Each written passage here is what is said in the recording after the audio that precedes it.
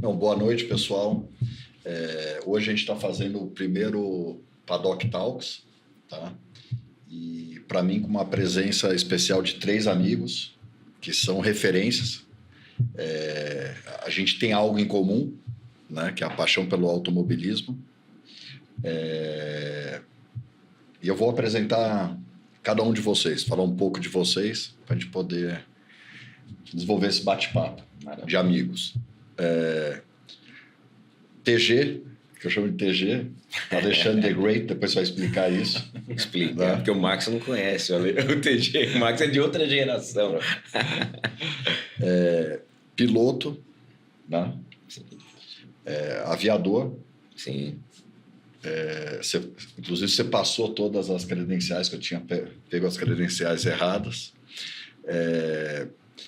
Tem uma história no automobilismo muito legal, né? Uma história de anos que você, profissionalmente, você atuou.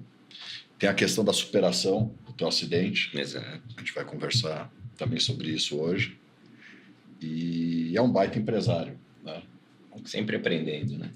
Daí a gente vai falar da relação de automobilismo com empresa, com trabalho, os aprendizados. Sempre.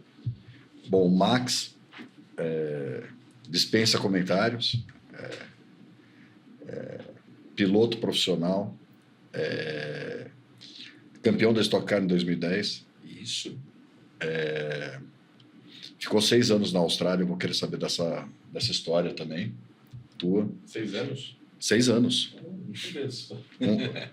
Super V8. Isso, Comentarista de Fórmula 1. E irmão desse cara aqui, ó. Esse Irmão cara é do... meu irmão que a vida me deu. Meu irmão mais novo. Isso aí mesmo.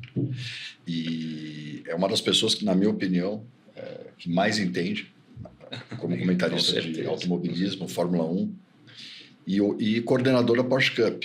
Eu, como iniciante, sempre vou lá, ô Max, o que está acontecendo comigo que não está indo? É isso. Daí ele fala, Zé... Obrigado pelo convite, cara. Estar aqui com você no seu primeiro Paddock Talks, com um grande irmão, com amigos que a vida e o automobilismo me deram. Então, é um prazer estar aqui com você, meu querido. Boa. Pedrinho, eu brinco que é um empresário prodígio, porque ele é jovem pra caramba, mas tem uma história de família da caçula de pneus, né? E que você trabalhou lá com teu vô, teu pai. Entrou na Forbes Under 13. Under 30, E tem a Stradale, que eu sou cliente, acho que eu sou o cliente mais chato, mas eu não largo eles, né? É nada. Mas fazem tudo para mim. Foi campeão da Porsche Cup, quer dizer, no automobilismo em 2017. Então a gente está rodeado de craques. O papo vai ser bom. O papo vai ser bacana. Agradeço também o convite.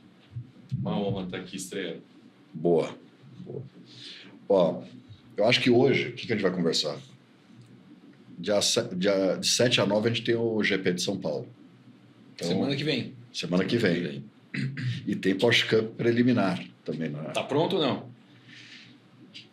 Nota 7,5. Ainda tem Você sabe que a Racing Bulls ainda não tem piloto definido para o ano que vem, né? Dependendo da sua apresentação lá... A vitrine é agora, né? A hora é agora de andar bem. Garantir vaga para o ano que Ainda vem. muito pouco no final de semana de Fórmula 1. As janelas de treinos são curtíssimas.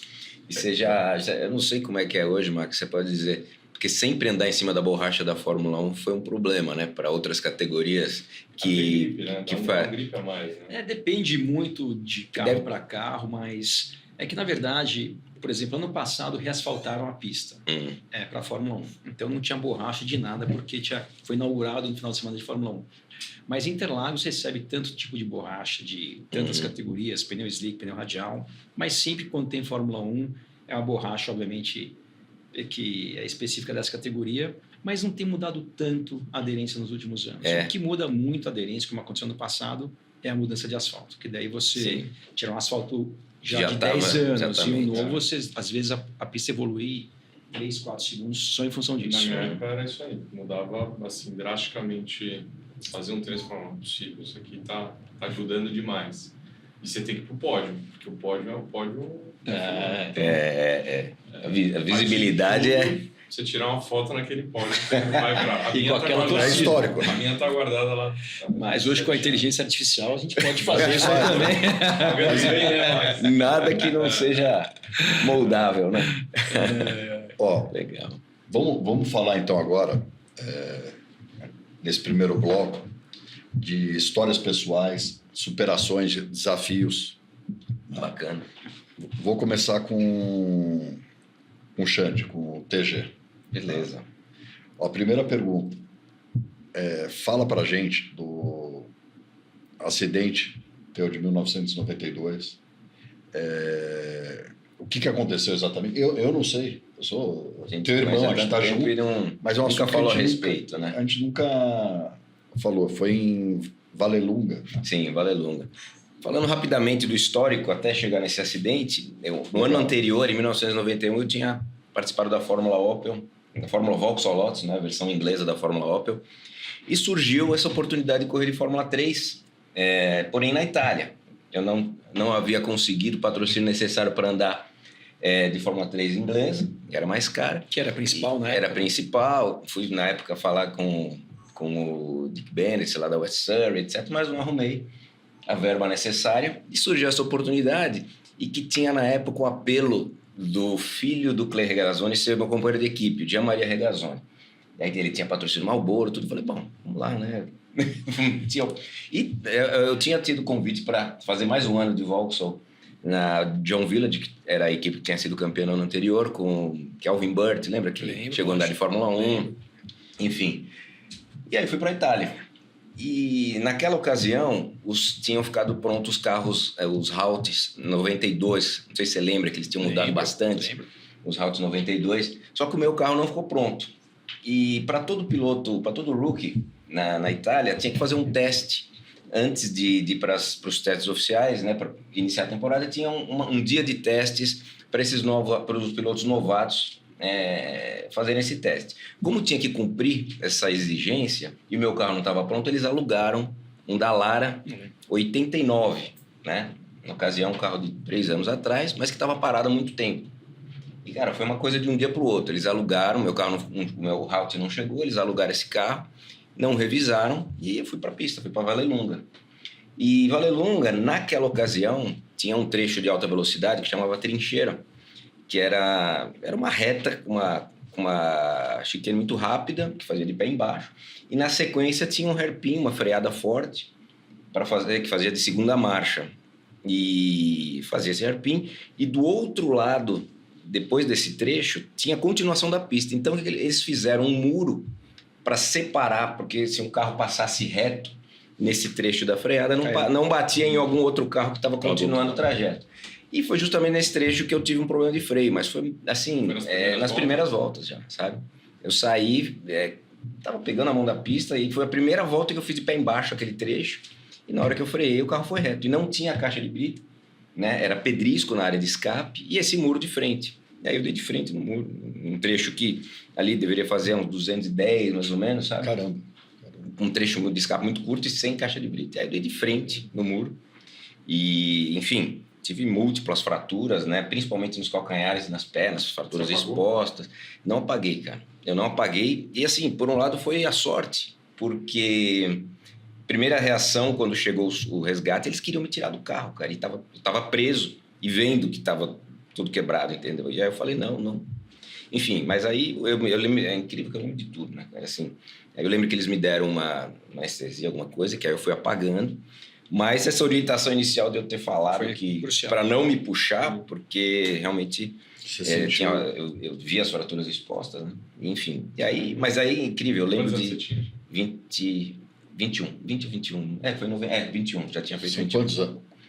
24, 40, que aconteceu faz 33 anos. 33 anos. 33. Então, enfim, foi uma falha mecânica que, infelizmente, em função desses desencontros de data, de o carro novo chegar, a exigência de fazer um teste. E é curioso que eu estava contando para vocês ali fora. Em 2014, quando eu comecei a levar o Rubens para as corridas de Stock Car, eu conheci o Beto Monteiro. E aí, quando a gente chegou, na primeira corrida, que eu fui levar o Rubinho para a corrida do milhão, de 2014, que ele ganhou, o Beto, quando a gente desceu do avião, o Beto falou, caramba, já ouvi falar muito de você, cara. Eu, quando cheguei na Itália, que ele foi correr naquela, como é que chamava? Aquelas Alfa, eu não lembro qual era uma categoria que tinha, e acho que era Fiat Abarth, que foi bem depois, né, nos 2000, que ele foi andar. Antes dele entrar em Vallelunga, falaram para ele, você toma cuidado, porque aqui nesse trecho um brasileiro quase perdeu as pernas e 2 anos depois um argentino perdeu uma perna, no mesmo lugar. E aí você sabe que mudaram a pista lá. Mudaram aquele trecho. Não tem, tiraram, não tem mais aquele trecho de alta velocidade e a freada. De 2014. Então você vê. E aí, ou seja, hoje a pista ela tem um trecho, uma curva de baixo. Inclusive o Rubinho andou há pouco tempo lá. E aí ele me mandou o vídeo andando, justamente mostrando aquele trecho que não tem mais. Entendeu? Então, enfim, e aí foram, na verdade, de cadeira de roda foi 1 ano. Nossa. Eu usei aqueles fixadores externos nas pernas, sabe? Com 20 anos, né? Com 21, cara. Então enfim, eu tenho mais tempo de vida quebrado do que bom, né?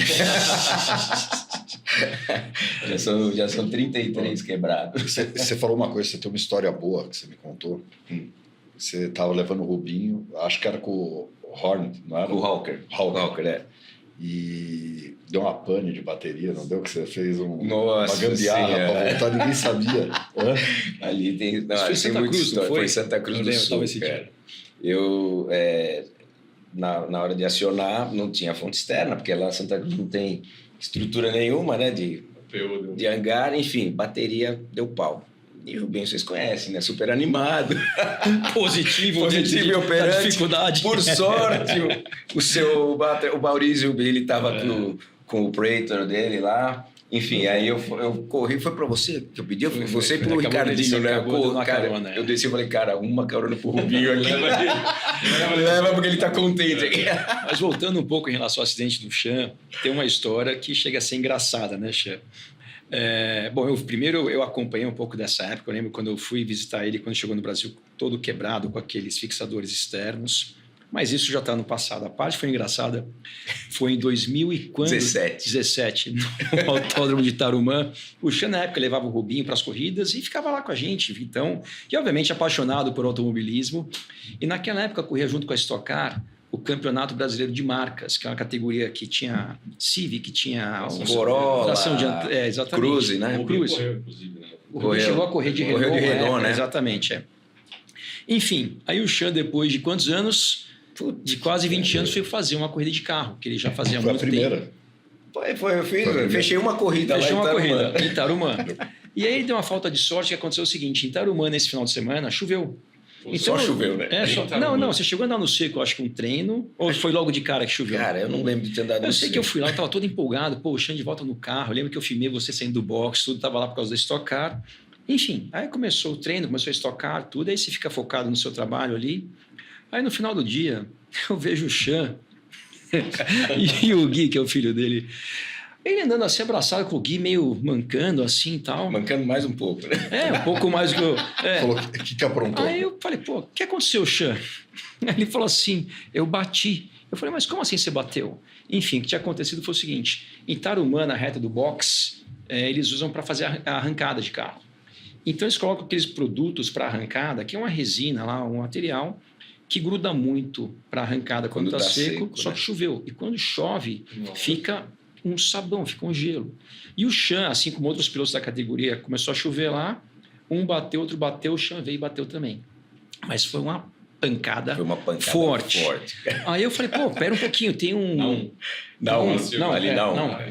Mas assim, uma pancada, eu vi o vídeo, ele quase saiu do banco. Não, assim, cara, você olhando o vídeo, cara... Fala assim, como é que não morreu? Enfim, aí eu falei, espera um pouquinho que tem um físico que acompanha a gente aqui na equipe, eu vou chamar ele.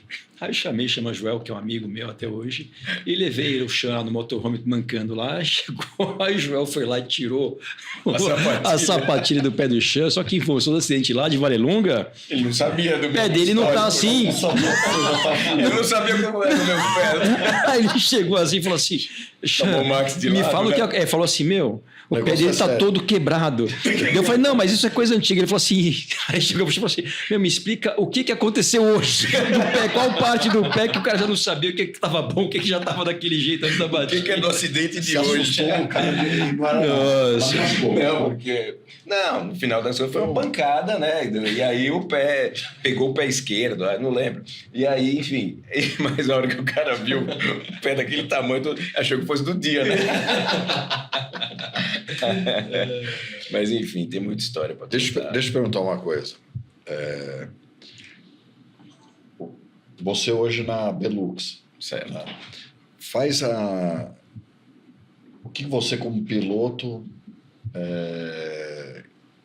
O que você leva como piloto, como CEO da Belux? Qual a relação que você pode fazer? Primeiramente, né, o meu segmento de materiais elétricos, particularmente tomadas e interruptores, é extremamente competitivo. Eu tenho hoje mais de 50 concorrentes fabricando meu tipo de produto, né? Então, em primeiro lugar, é a competitividade, né? É querer realmente melhorar a performance da Belux, melhorar o posicionamento dela no mercado. Então, esse espírito competitivo, que claro, vem da natureza de cada um, né? Independente de ter sido saudável, piloto, o que é saudável, exato, que é o estímulo do nosso dia a dia, né? Nunca se acomodar, sempre querer melhorar, querer mais. Então, primeiramente isso. E claro, tem uma série de outros fatores, tais como disciplina que o automobilismo exige, assim como qualquer outro esporte, ele exige uma disciplina, exige concentração, exige dedicação acima de tudo, né? Então, nas entrelinhas, né? Inconscientemente, muito do que o automobilismo ensina e exige para ter performance e ter resultado, acaba se levando para o dia a dia, né? E, no meu caso, particularmente, o fato de meu pai ter sido meu preparador, eu vivi uma época do automobilismo, o Max sabe disso, em que ainda era possível você ter sua própria equipe, sim, né? Sim. Hoje em dia, nas categorias de base, não é mais possível, né? Uma Fórmula 4, uma Fórmula 3, você tem que andar em alguma equipe que já exista, mas na minha época era possível você montar, e então eu participava ativamente, desde o kart, na verdade, você lembra, né?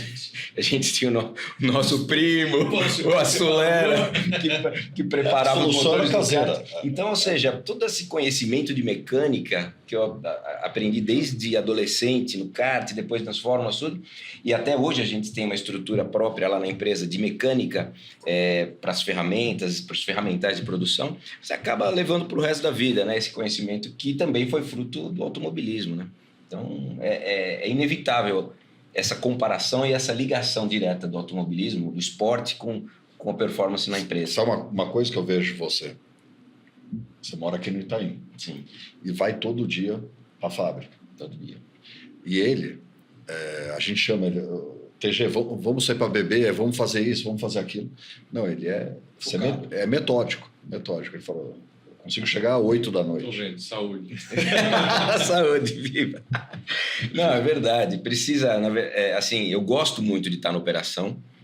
Eu sou, de certa forma, centralizador. Então, estou aprendendo ao longo de tantos anos. Eu já estou lá na empresa direto há 30 anos, né? Então, não é nem um dia nem outro. Mas, assim, eu tenho esse perfil centralizador. Então, a fábrica depende muito de mim ainda, sabe? Mas você é focado. Não, super sim, focado. E é prazeroso demais, assim. Eu costumo dizer, né? Quando eu era adolescente, comecei no kart de forma despretensiosa. Comecei como um brinquedo, porque eu sempre gostei de motor. Meu pai sempre estimulou muito isso em mim. Então, com 5 anos, ele me deu uma mini moto. E sempre estimulou a gostar disso. E com 15 anos, eu tô vendo a TV...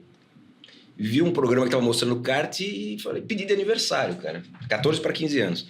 E aí comecei a treinar lá em Interlagos, até que eu ia com meus amigos, me levavam... Cara, cada dia eu recrutava alguém da família para me levar. Pegava os amigos na rua para ajudar a empurrar, até que o Pé de Chumbo viu andando, que era o mecânico do Max. Foi aí que eu conheci o Max, cara, com 15 anos de idade. E aí eu lembro que o Pé de Chumbo, numa sexta-feira...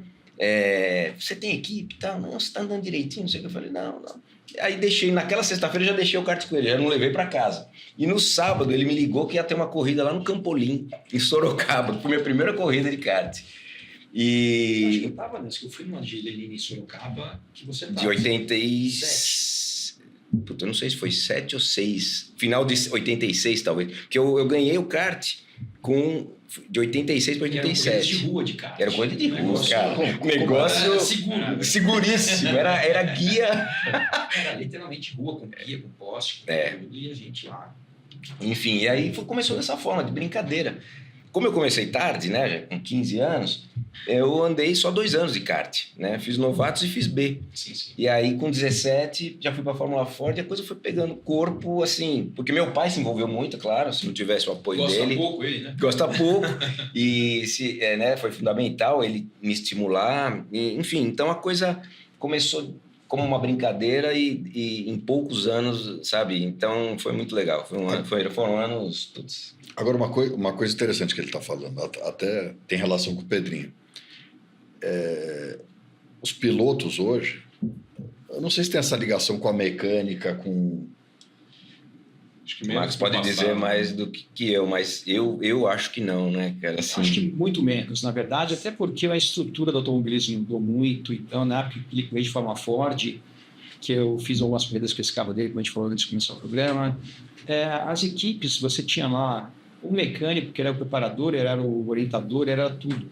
Então, hoje em dia, as equipes da Fórmula 4, vou falar assim, que é equivalente à Fórmula Ford, são muito mais estruturadas. Ao mesmo tempo, também, os próprios carros mudaram muito. Então, naquela época, por exemplo, os motores, cada equipe parava o seu, aí eles quebravam, a gente abria dentro do box, a gente ajudava a arrumar os motores, fazia lá o que os mecânicos pediam. Hoje isso não existe mais. Então, eletrônica, data. Né? Eletrônica, data, exatamente. Então, consequentemente, o contato com a parte mecânica dos pilotos atuais, é muito menor do que era nessa época que o Chan está falando, porque realmente hoje o motor, a gente não mexe mais em motor de carro nenhum, da maioria das categorias. Naquela época, cada treino quebrava o motor e a gente tinha que abrir e arrumar.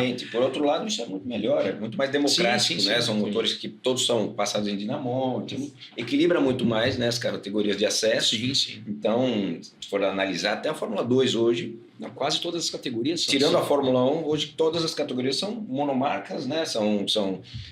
Então, isso equilibra muito mais, né? Agora, por outro lado, né, existem muitos mais dados na mão, palpáveis, para que não só o piloto tenha que passar para a equipe o que está acontecendo com o carro. Então, mas, por outro lado, você mesmo comentou, na época que o Maxinho estava andando de kart, né, a questão dos motores de kart, quebra-se muito menos hoje, muito né? menos. O motor de kart, na nossa época, você lembra, né? Assim, era uma discrepância de motor, não só de kart, mas a qualidade forte. era muito pior. Então, você com assim, um piloto para ter um equipamento competitivo tinha que ter 6 motores, 10 carburadores, aí quebra dos 6, quebra 7, então você pegar um emprestado, então por aí vai. Mas mudou muito, mas o contato com a mecânica realmente ficou muito mais restrito hoje em dia. Porque te dá mais sensibilidade, você conhece a máquina. Eu vejo, eu que sou novato, eu me interesso, tento ver, mas muito superficial. Muito superficial. Eu acho que você tendo esse envolvimento, você conhece a máquina como um todo. Né? Sim. É natural. Acertar o carro para você também, né? Acho que às vezes a tocada para ele é diferente da minha. Enfim, Exato, se você ter essa sensibilidade. Eu lembro quando eu entrei na Porsche, tinha muita questão de asa, ainda tem, obviamente, mas até você entender como é que é a tua tocada, você gosta do carro um pouco mais traseiro, um pouco mais dianteiro. Se você cai boiando ali naquele ecossistema, naquele ambiente, você não consegue... E você tem pouco tempo de treino, né? Você para pensar. Então, você precisa ajustar o carro naquelas janelas de treino, uma classificação. Então, quanto mais você conhecer e conseguir dar esse feedback para a equipe de engenharia, mais rápido você vai conseguir estar numa zona confortável. Isso foi algo que mudou drasticamente, né? A limitação aos treinos livres, né? Que na nossa época não... Podia de segunda a sexta para Interlagos, qualquer categoria poderia treinar. E não só aqui, no mundo inteiro, né? Quando eu corri fora também.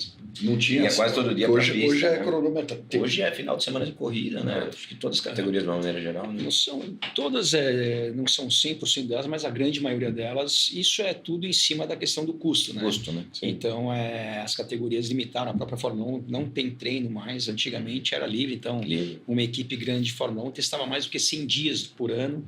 Hoje não tem teste nenhum a partir da primeira corrida, não tem mais teste nenhum. E antes da primeira corrida tem 2, 3 dias de teste, então realmente é muito mais limitado, justamente para tentar fazer com que o esporte, que por natureza é um esporte custoso, tentar com isso, né, diminuir um pouco do custo Então, é por isso que muitas coisas mudaram. Assim, hoje, boa parte das categorias da Fórmula 4, 3, 2, 1, é motor igual para todo mundo. Antigamente, até a Fórmula 2... até a Fórmula 2, eu falei errado. A Fórmula 2 tinha motores diferentes, marcas diferentes, preparadores diferentes, que por um lado é muito legal, mas ao mesmo tempo carece muito aquilo que já não é barato, né, Xan? Não, exatamente. Max, vamos falar agora de você. Conta um pouco da tua história. Depois eu queria um destaque Eu sei que na Austrália foi momentos super especiais, foram 6 anos, não foram? Isso. Você ficou na Austrália, 2002 a 2008. Fala um pouco pra gente. Bom, eu comecei no automobilismo muito parecido com a história do Xan. Também criança, assistindo corrida de Fórmula 1 com meu pai. No início dos anos 80, naquela época, o brasileiro em destaque era o Nelson Piquet. O Senna ainda não estava na Fórmula 1, ele iniciou em 84. E eu gostava muito de carro também. Por algum motivo, eu sempre tive uma paixão muito grande por carro. Então, eu era aquela criança que com 5, 6 anos eu ficava sentado no carro do meu pai, desligado, fingindo que estava dirigindo. E na nossa geração, a ligação, principalmente dos meninos com carro, é muito maior do que o de hoje em dia. Hoje em dia a gente vê que não tem tanto interesse da molecada em geral por carro, mas na nossa época era um interesse muito grande. E quando eu tinha 10 anos de idade, nós mudamos para Interlagos. Minha família mudou para Interlagos. Ali, muito próximo do autódromo, tem uma parte ali que só tem casas. Então eu passei ali dos 10 aos meus 20 anos de idade. E com isso eu ia com meu pai de vez em quando assistir corridas no autódromo, de qualquer coisa que tinha lá, também no kartódromo. E isso aconteceu no ano de 83. E em 83, no kartismo, teve uma fase muito legal, que foi a criação do superkart.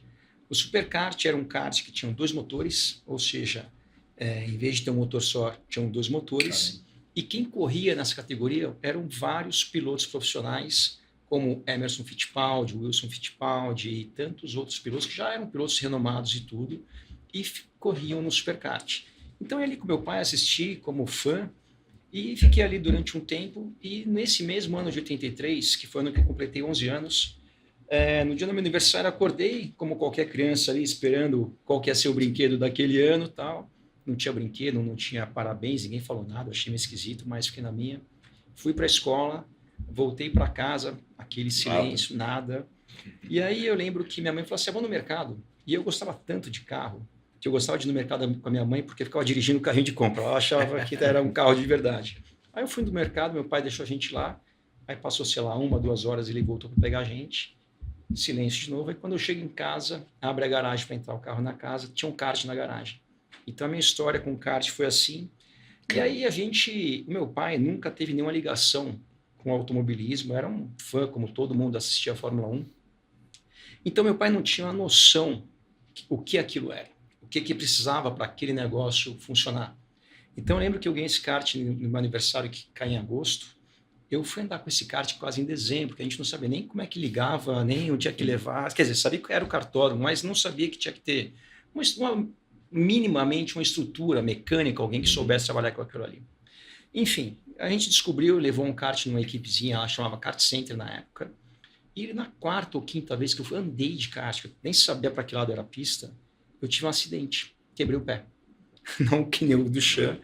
E minha mãe, que já tinha pavor de carro, de kart, de tudo, a primeira coisa que ela fez foi cortar. Então eu fiquei lá um mês com a minha perna engessada, e passou um tempo, eu tirei o gesso, tudo, e eu não era aquela criança chata, mas eu falava com meu pai de vez em quando, poxa, a gente pode ir lá de novo, não sei o quê. Aí depois de uns 6 meses do meu acidente, como a gente morava em Interlagos, ali, antigamente, todas as equipes de kart estavam lá. Não existia Granja Viana, não existia Aldeia, então o kartismo era todo ali. 100% lá. 100% lá.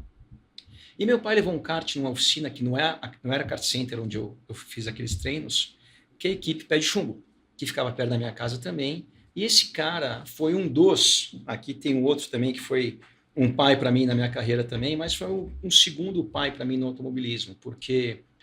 para quem não acompanha o kartismo, é um segmento onde 99% das pessoas que trabalham com kart, os donos de equipe, são pessoas de origem muito humilde e de uma realidade muito humilde também. E o Pé de Chumbo não era diferente disso. E por algum motivo ele entendeu que, primeiro, eu gostava muito. Segundo, que a nossa realidade financeira não era compatível ao esporte do kart, que é um esporte que sempre foi muito caro, nós éramos uma família classe média, então não é um esporte que uma família classe média tem condições de arcar. E eu digo isso por quê? Porque se não fosse, primeiramente, meu pai, obviamente, mas se não fosse uma pessoa que nem um pé de chumbo, eu nem teria corrido de nada, porque não teria condições financeiras para isso. E ele, por algum motivo que eu não sei te explicar até hoje o porquê, não era por talento, porque eu comecei a andar como qualquer um que começa, não sabia nem o que estava fazendo, mas ele sempre deu toda a força que ele podia dar para o meu pai e para mim. Então ele não cobrava a mensalidade, aí sobrava uma peça de algum kart, ele colocava no meu. Então foi assim que eu comecei, e por incrível que pareça, isso já faz mais de 40 anos, e mais ou menos nesse mesmo tempo, foi lá que eu conheci o Chan, na equipe Pé de Chumbo. A gente foi companheiro de equipe. Sim. Lá que eu conheci também um dos meus pais aí, que se chama de Mr. Dallas. E eu vou te contar o porquê, ele também é um dos meus pais, mas foi ali que tudo começou.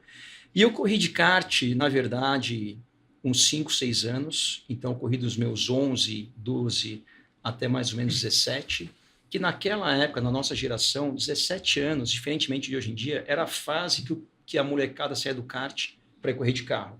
Hoje tem criança, que eu acho que é criança de 13, 14 anos já andando de carro, que eu particularmente não acho muito adequado, mas de qualquer maneira na nossa geração era um pouco mais velho. E eu, como não tinha nem dinheiro para correr de kart, carro então era um degrau que era inatingível.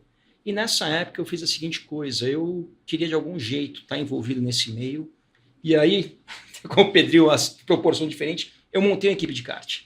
E fiz daquilo ali, eu falei, olha, para mim ter alguma oportunidade nisso aqui, que não está aparentando que vai ter algum, mas para ter algum eu tenho que estar nesse meio. Eu montei uma equipe de kart e em função dessa equipe eu me mantive no esporte, e aí outras tantas coisas aconteceram, mas o meu início foi dessa maneira. Pô, legal. O Pé de Chumbo existe? Tá. Não, o Pé de Chumbo faleceu em 91. Ele faleceu quando eu estava na Inglaterra. Ele faleceu em 91. E ele foi, todos os anos que eu corri de kart foram na equipe dele. Ele faleceu em 91. Eu, inclusive, eu levei ele para o hospital quando ele não saiu mais do hospital, mas ele já nos deixou há muito tempo. Mas, além de ter sido um segundo pai para mim, era um cara espetacular. A gente deu muita risada, aprendeu muita coisa com ele, assim. Então, é um cara que tinha um coração. E para mim, assim, na minha carreira, realmente, eu tive muita sorte, graças a Deus, de pessoas maravilhosas terem cruzado a minha história. E ele foi o primeiro deles, obviamente, fora meu pai. Sabe uma coisa? Eu treino de kart todo fim de semana, né? E tento levar o Alê comigo. Mas o que eu vejo, tem muito disso que você falou no kart. Por exemplo, eu vou trocando os equipamentos, daí eu falo com o Alan, com o Fran, que me treino, falo, Ricardo, eu vou dar para um cara que está precisando teu colete, vou dar o Micron, né? Micron. Mudou o Micron para 6, para 5, ele não tem. Uhum. E eu até falei para eles, faz o seguinte, separa 3 meninos que vocês apoiam, que precisa de fato, eles não têm pneu para correr. Eles vão disputar uma corrida, quer dizer, kart emprestado com pneu velho, todo mundo com pneu novo. E se cada um ajuda um pouco, sim. Você faz o cara, se ele tiver um talento... Legal que você faz isso. Parabéns. Dá um baita prazer. Não, sim. Agora, Max, fala um pouco da Austrália. A Austrália foi já... Fala assim, quando na minha carreira já tinha acontecido muita coisa, eu já tinha ido para a Europa, já tinha corrido de carro aqui no Brasil. Fórmula 1. Já tinha sido piloto de teste de Fórmula 1. E eu testei Fórmula 1 entre 98 e o ano 2000. Isso na época da Europa ainda. E quando foi, na verdade, no ano de 2000, eu quase corri de Fórmula 1. Eu tinha um contrato meio que assinado para correr na Minardi, que hoje é a Racing Bulls, que virou AlphaTauri. Que virou Toro Rosso, na verdade, depois a AlphaTauri, hoje é Racing Bulls. E eu tinha um contrato com a Minardi que estava tudo certo para eu correr, e no último minuto... Entrou um japa, entrou? Não, entrou um argentino. Argentino? Tinha que ser argentino. Pensei que era... O argentino bom. Você conta o nome dele. Não, conta agora. O Gaston Mazzacani é um piloto argentino. É argentino, então sobrenome eu... Não, é um cara gente boa. Eu conhecia ele, eu corri com ele, na verdade, na Fórmula 3000, que é a Fórmula 2 hoje em dia, chamava Fórmula 3000 naquela época. É um cara gente boa, até encontrei ele há pouco tempo atrás, nunca mais tinha visto ele. Há uns 5 anos atrás, ele veio correr, se não me engano, de caminhão aqui no Brasil. E aí eu encontrei com ele, bati um papo com ele. Mas enfim, o Mazzacani, ele na época arrumou um patrocinador da Argentina, e chegou lá e pagou um valor e me tiraram. Antes de eu correr, me tiraram. E quando aconteceu isso, eu acabei fazendo um trabalho para uma equipe que estava desenvolvendo um carro para correr nas 24 horas de Le Mans, que era um protótipo, que era baseado num protótipo Lola e tinha um motor de Fórmula 1, então um carro legal. E durante aquele ano eu testava esse carro para fazer as 24 horas de Le Mans e eu acabei recebendo um convite para ir para a Fórmula Indy. Nesse meio tempo, acabei recebendo um convite de ir para a Fórmula Indy, que naquela época é uma categoria que estava muito legal. Estava, para mim, até mais legal que a própria Fórmula 1. Na época que estava lá o Zanardi ganhando. Tinha muita gente boa. Era muita gente boa, muito competitiva. E nessa mesma época a Fórmula 1 era o contrário disso em questão de competitividade. Então era uma fase que a Fórmula 1 do primeiro para o último tinha, sei lá, 4 segundos de diferença na classificação, diferentemente de hoje em dia. E aí eu corri de Fórmula Indy em 2001 e no final do ano eu vim para cá para o casamento de um amigo nosso que é o Nonô, que é um piloto também, ex-piloto agora, que eu fui padrinho do casamento dele. E aí, quando eu cheguei aqui, para passar uma semana pro casamento do Nonô, eu ficava na casa dos meus pais quando eu veio para o Brasil. Aí meu pai chegou assim, olha, ligou um alemão aqui para falar com você. Eu não sabia nem quem era. Aí eu liguei para esse cara, num número que eu não sabia nem que país que eu estava ligando. Quando eu vi o código do país 61, eu não sabia nem que país que era aquele. E aí, conversando com esse cara, eu não sabia, não conhecia ele, ele falou assim, olha, eu estou trabalhando... Ele falou assim, eu te conheci na Fórmula 3000, eu trabalhava numa equipe que chamava Astromega, que é uma equipe boa lá. E ele falou assim, olha, eu estou trabalhando hoje num campeonato muito legal. Ele falou assim, eu trabalhei na DTM há alguns anos pela Mercedes e estou num campeonato que é mais legal que o DTM. Aí quando ele falou isso, eu falei, tá, mas que campeonato que é esse? Aí ele falou, V8 Supercar. E eu conhecia a categoria, mas muito pouco, porque, de novo, estou falando do início dos anos 2000, que a internet não é o que é hoje em dia para começar. Então eu não tinha muita informação e ele me convidou para ir até lá. Eu falei, cara, quer saber? Eu vou lá conhecer. Aí eu fui lá para passar 5 dias na Austrália.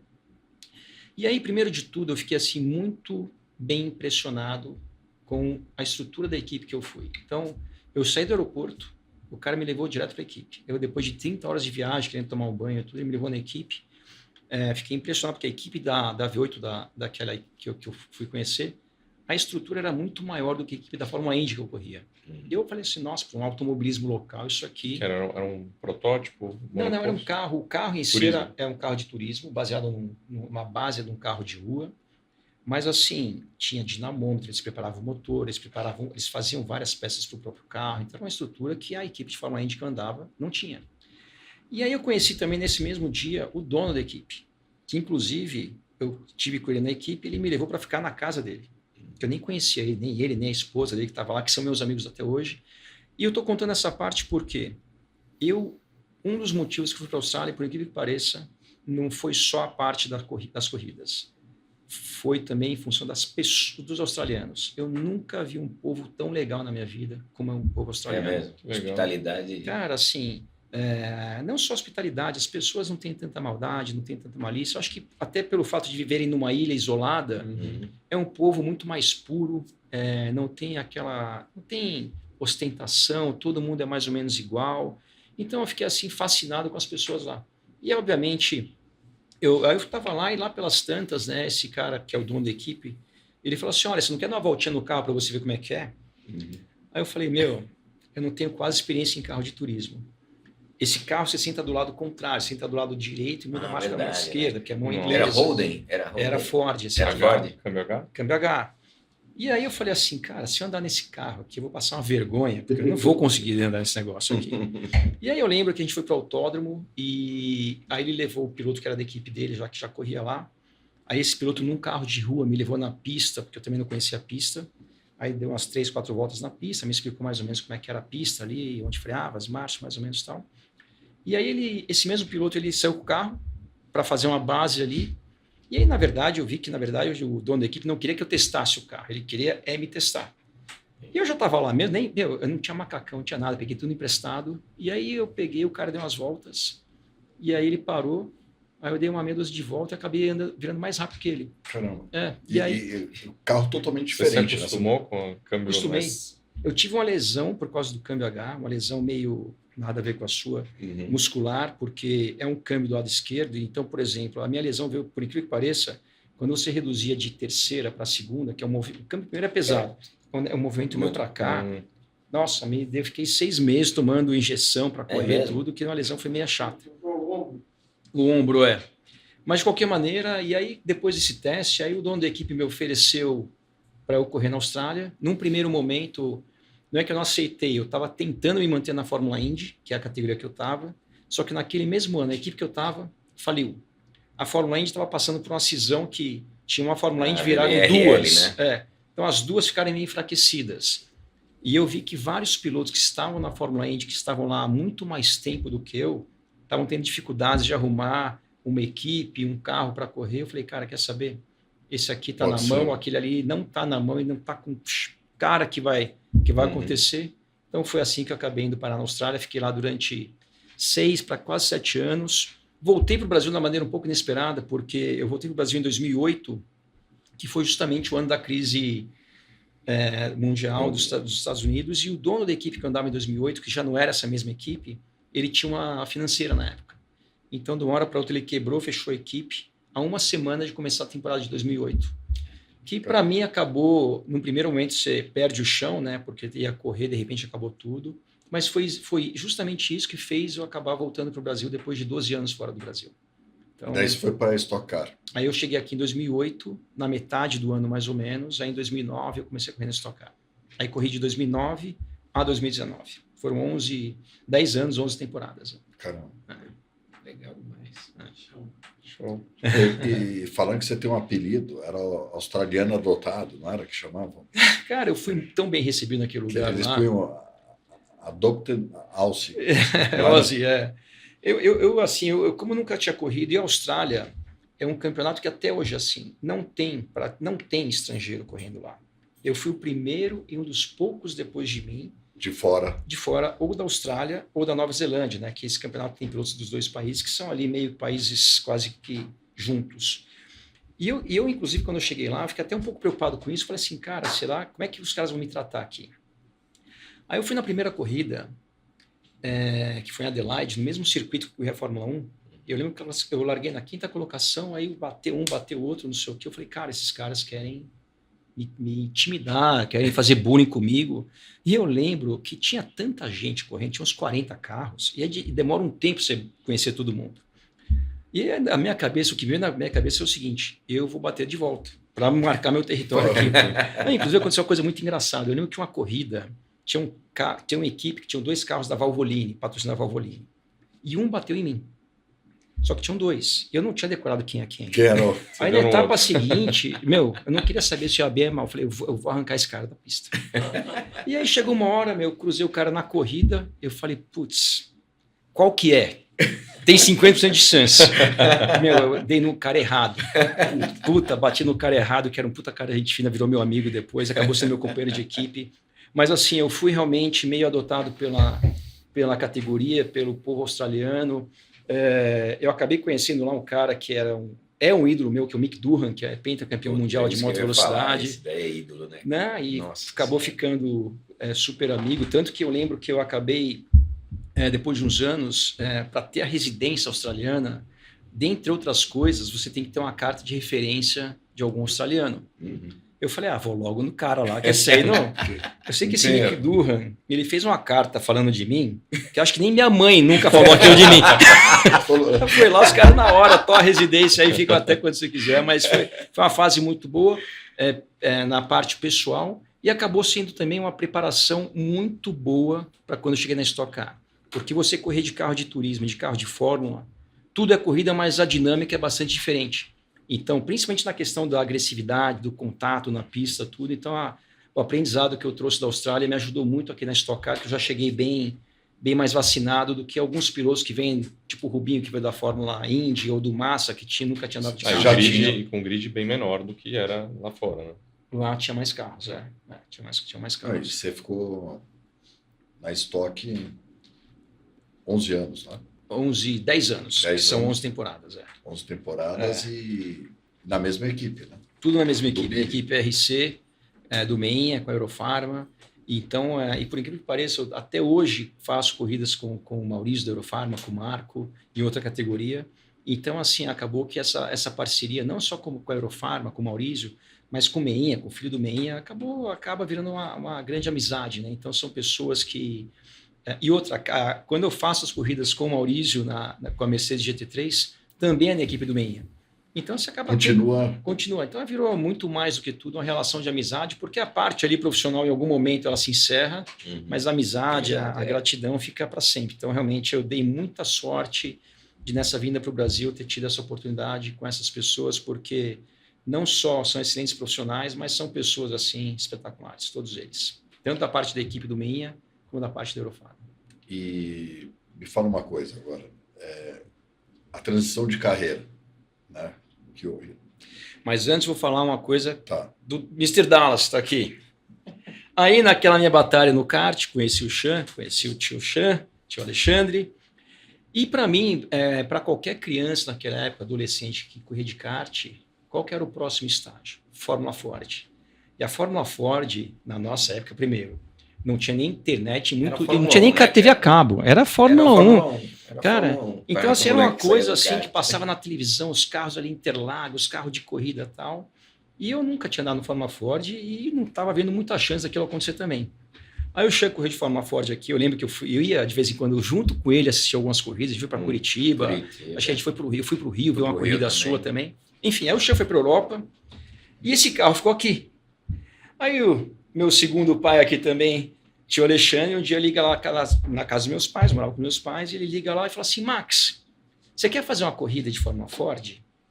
Eu falei, mas como assim, tio? Não, você quer fazer? Eu falei, tinha equipe, eu tinha tudo montado. Aí ele pegou tudo que tinha do chão e pegou a equipe, pegou marchinha, e a gente foi lá para o Rio de Janeiro, que foi a primeira corrida que eu fiz com o carro dele. E acabou que naquele período foi em 1991 isso aí. Nossa. Naquele ano eu devo ter feito 3 corridas de Fórmula Ford e fiz mais umas 2 corridas com esse mesmo carro da Fórmula Ford aqui no Campeonato Paulista, que tinha uma categoria que chamava Fórmula Super 1600, que era uma categoria de carros de Fórmula, que era meio uma força livre de carros de Fórmula, e a gente pegou esse carro também. Então, assim, o meu primeiro contato com esse tipo de carro foi através desses 2 aqui. E que, vou te falar, é uma coisa que, de novo, eu falei do Pé de Chumbo, né, que fez uma coisa de coração, e esses aqui também. Assim, é uma coisa que fizeram pela amizade, pelo carinho, por tudo. É uma coisa que não custa barato você fazer uma brincadeira dessas, e fizeram por mim, pelo meu pai, por todos nós. Me ensinou muito, foi o meu primeiro contato com o carro, e assim, e a gratidão não tem como descrever em palavras, mas assim, Deus é tão bom que isso estou contando... já faz quase 35 anos atrás, e a gente está aqui até hoje. Amém. São família para mim. Eternamente grato. São coisas que aqui. Não tem preço. Não tem preço. Não tem. Bacana. Não, e o Max, assim, eu uso ele sempre como referência, porque é um cara que, pô, não só porque é um irmão, mas assim, a perseverança dele, tudo isso que ele contou pouquíssimo, né, cara? Porque nas entrelinhas tem tanta história legal, tanta coisa... que levariam vários podcasts aqui para fazer vários. Dá, porque a história dele é espetacular. Mas foi abençoado com pessoas que nem esses aqui, então, se não fosse isso aí, não... Você foi abençoado por Deus. É isso aí mesmo. Isso aí mesmo. Mas fala agora. A transição tá. Essa transição foi uma história engraçada também, tem muitas histórias engraçadas, mas foi o seguinte, em 2014, em julho de 2014, toco o telefone celular, que muitas vezes, quando é número que eu não conheço, eu não atendo, desde aquela época. Tanta mensagem de vendendo, não sei o quê, enfim. Aí tocou uma vez, era o número do Rio de Janeiro. Só que era um número fixo. Tocou uma, não atendi. 2, 3, chegou uma 4ª vez ligando, já eram às 7 horas da noite, numa quinta-feira. Eu falei, deixa eu atender. Era um cara chamado Eduardo Melido, que eu não conhecia, hoje é um amigo meu também, e ele é da Globo. E ele ligou e falou assim, Max, é o seguinte, eu sou aqui da Globo, e a situação agora é a seguinte. Naquela época, como é que funcionava a transmissão da Fórmula 1 no Brasil? Os treinos livres passavam no Sport TV, todos, os de sexta e o de sábado, e a classificação passava ao vivo na Globo e a corrida ao vivo na Globo. Então era esse o formato. Naquela época, não sei te explicar o porquê, eles resolveram fazer a seguinte coisa. Os treinos livres continuavam no Sport TV e a classificação ia passar ao vivo na Globo e também no Sport TV. E a corrida ia passar no Sport TV também em horário alternativo, que eles chamam. O que quer dizer isso? Se a corrida passar ao vivo 10 horas da manhã, então 10 horas estava na Globo, ao vivo, e, sei lá, 4, 5 da tarde, algum momento mais tarde, passava a mesma corrida com a transmissão do Sport TV. Ele me explicando tudo isso, até eu falei, tá, mas tipo, o que tem a ver com isso? Aí ele falou assim, cara, a gente queria que você viesse aqui como comentarista, convidado. E eu falei, tá, mas eu nunca fiz isso. Ele, não, vem aqui, não sei o que, vai ser legal, papapá, isso na quinta-noite, e para fazer isso no sábado, ele queria que eu entrasse na classificação no sábado. Aí o cara insistindo, eu ali agradecendo, mas não muito a fim de fazer e tal. E ele insistiu tanto, e eu vi que ele não ia desistir do que ele queria. Eu falei, faz o seguinte, me liga amanhã. Era tudo mentira. Eu falei, me liga amanhã que eu vou ver se eu posso, não sei o quê, mas amanhã eu ia falar que não dava também e ia deixar para lá. Aí tá bom, te ligo amanhã. Aí na sexta-feira, que foi o dia seguinte, Fórmula 1, Grande Prêmio da Hungria, nunca esqueço. Começa às 6 da manhã, 7 da manhã, na primeira sessão de treinos livres, e eu tô assistindo como eu assistia a Fórmula 1 como fã. Aí, de repente, o Sérgio Maurício, que fazia a narração no Sport TV, fala assim, amanhã, presença confirmada do Max Wilson aqui na transmissão, vai ter classificação. Daí não tinha como fugir. Cara, eu não tinha como fugir. Eu falei, cara, se eu não aparecer, vai ficar chato para mim, vai ficar chato para eles, vai ficar chato para todo mundo. E foi a melhor coisa que aconteceu, que eu já tinha decidido que eu não ia. Eu falei, cara, não vou fazer um negócio desse. Nunca fiz, imagina chegar lá e tal. Enfim, aí na sexta-feira eu fui para o Rio. Aí no sábado, de madrugada, eu fui para o Sport TV. Porque começava a sessão de treinos livres, começava, sei lá, às 6 da manhã, naquela época um pouquinho mais cedo, a classificação acho que era às 9. Aí começou o primeiro drama, que é o seguinte, ia ter câmera, a gente tinha lá uns 5 minutos que a gente aparecia antes de começar a aparecer os carros da Fórmula 1. Cara, e para arrumar um uniforme para mim, nesse meu tamanho todo? Não, cara, foi muito engraçado, porque assim, o que passava no ombro e até a canela, o que ficava na cintura não entrava, enfim. E aí arrumaram um blazer lá do Sport TV. Essa imagem tem em algum lugar. Aí aparece o Sérgio Maurício, o Lito Cavalcante, que era um comentarista, e eu. Eu tive que ficar o tempo inteiro com a mão no bolso, porque se eu soltasse a mão no bolso, o blazer caía no chão. Meu, ficava aquele bolo de blazer aqui, eu lá, não sei o que, aquela vergonha, câmera, nunca tinha olhando para... Bom, enfim. E aí eu fiz essa corrida, que foi o GP da Hungria de 2014. Aí chegou na etapa seguinte, que eu já nem lembro qual etapa que era, me chamaram de novo. Aí na seguinte chamaram de novo. E resumindo, eu fiz todas as etapas desde aquele dia, daquela etapa de 2014. Aí quando chegou no final do ano, eles acabaram me contratando. E aí passei, vamos falar assim, de um comentarista convidado para um comentarista, sei lá qual que é o termo, contratado, oficial, sei lá como é que chama. E aí comecei dessa maneira, uma maneira totalmente assim, do nada, caí de paraquedas lá dentro, e já faz mais de 10 anos isso. Então eu fiquei de 2014 a 2021 na Globo, no Grupo Globo. E aí quando foi no início de 2021, aconteceu um negócio muito louco. Eu, por alguns motivos, eu resolvi parar de fazer isso. E aí eu pedi para sair, eu agradeci a todo mundo pela oportunidade, foi uma oportunidade muito legal mesmo, sou eternamente grato também. E acabei que eu me desliguei da Globo naquela época. Eternamente grato, tenho amigos lá até hoje, tudo. E aí, assim, 2 dias depois me ligaram, tive um contato da Band, e naquela época, que foi no ano de 2021, eu sabia que a Stock Car iria passar na Band aberta ao vivo, que até 2020 passava só no Sport TV, e a última etapa de 2020, inclusive, passou na Band aberta, só a última etapa. O Reginaldo Leme tinha acabado de ir para lá também. E aí me chamaram para conversar, e eu fui conversar com a expectativa que era para ser comentarista da Stock Car, que eu já não estava mais correndo de Stock Car, parei em 2019. E aí papo vai, papo vem, a primeira conversa na Band, aquela coisa que fala, ninguém fala muita coisa. E aí acabamos fechando um acordo, eu fui embora para casa, e no dia seguinte foi anunciado que a Fórmula 1 tinha ido para a Band. Ou seja, eu assinei para fazer uma coisa, nem sabia que ia ter a Fórmula 1 lá. Era Stock Car. Eu achei que ia ser Stock Car e acabou que virou Stock Car, que eu faço também, e veio a Fórmula 1, porque naquela época a Fórmula 1 tinha saído da Globo e tinha um boato que ia para a Record, para a SBT, para a própria Band, mas até então não tinha ido para lugar nenhum. Quer dizer, eu achei que não tinha fechado em lugar nenhum, mas já estava acordado com a Band. Então, quando eu fui para a Band, eu nem sabia que a Fórmula 1 ia para lá. E acabou que eu fui e a Fórmula 1 foi junto e acabei continuando fazendo Fórmula 1 até hoje. Show. Demais. Show. Sabe pouco. Um pouquinho. Vou falar agora do Pedrinho. Eu te conheci por um amigo em comum, o Adrian e o Jaimão. O Adrian, é verdade. Lá na Tava loja... com ele esse final de semana. Ah, você estava com o Adrian? Tava, tranquilo. Então, eu te conheci na loja da Henrique Schaumann. 2014. 2014. Foi a primeira loja que eu montei. E o Pedrinho olhava ele lá e falava, Adrian, o que? Essa criança. Eu tinha 20 anos. Eu falei, e mandando, e entendia tudo, né? Foi bons tempos. Ali foi um baita de um aprendizado. E tudo começou com o teu avô, Seu Jacir. Conta um pouco da história. Bom, 1950, foi alfaiate, foi office boy, enfim, cresceu na carreira de seguro. E aí virou corretor e crescendo e tal. E um cliente dele ofereceu uma loja de pneu na Avenida São João. Ele, na época, tinha uma preocupação muito grande dos filhos, como que os filhos iam entrar no mercado de trabalho, porque ele sofreu muito, né, naquele começo. Então, ele viu a loja de pneus como uma forma de, imagina, 1950, né, os carros chegando e tal. Ele viu uma forma de criar uma empresa familiar. E aí, logo a empresa acabou crescendo, ele teve que migrar total do seguro para o pneu. Era um mercado que já era bem competitivo. Ele foi muito pioneiro na época em levar o serviço para o auto center. Então, na época, o pessoal não alinhava, não balanceava. Tal. Então, ele conta uma história que ele montou uma máquina com um parceiro que tinha uma cartolina, um redondinho, ele plugava a roda aqui, colocava um lápis e aí ele ia colocando chumbo.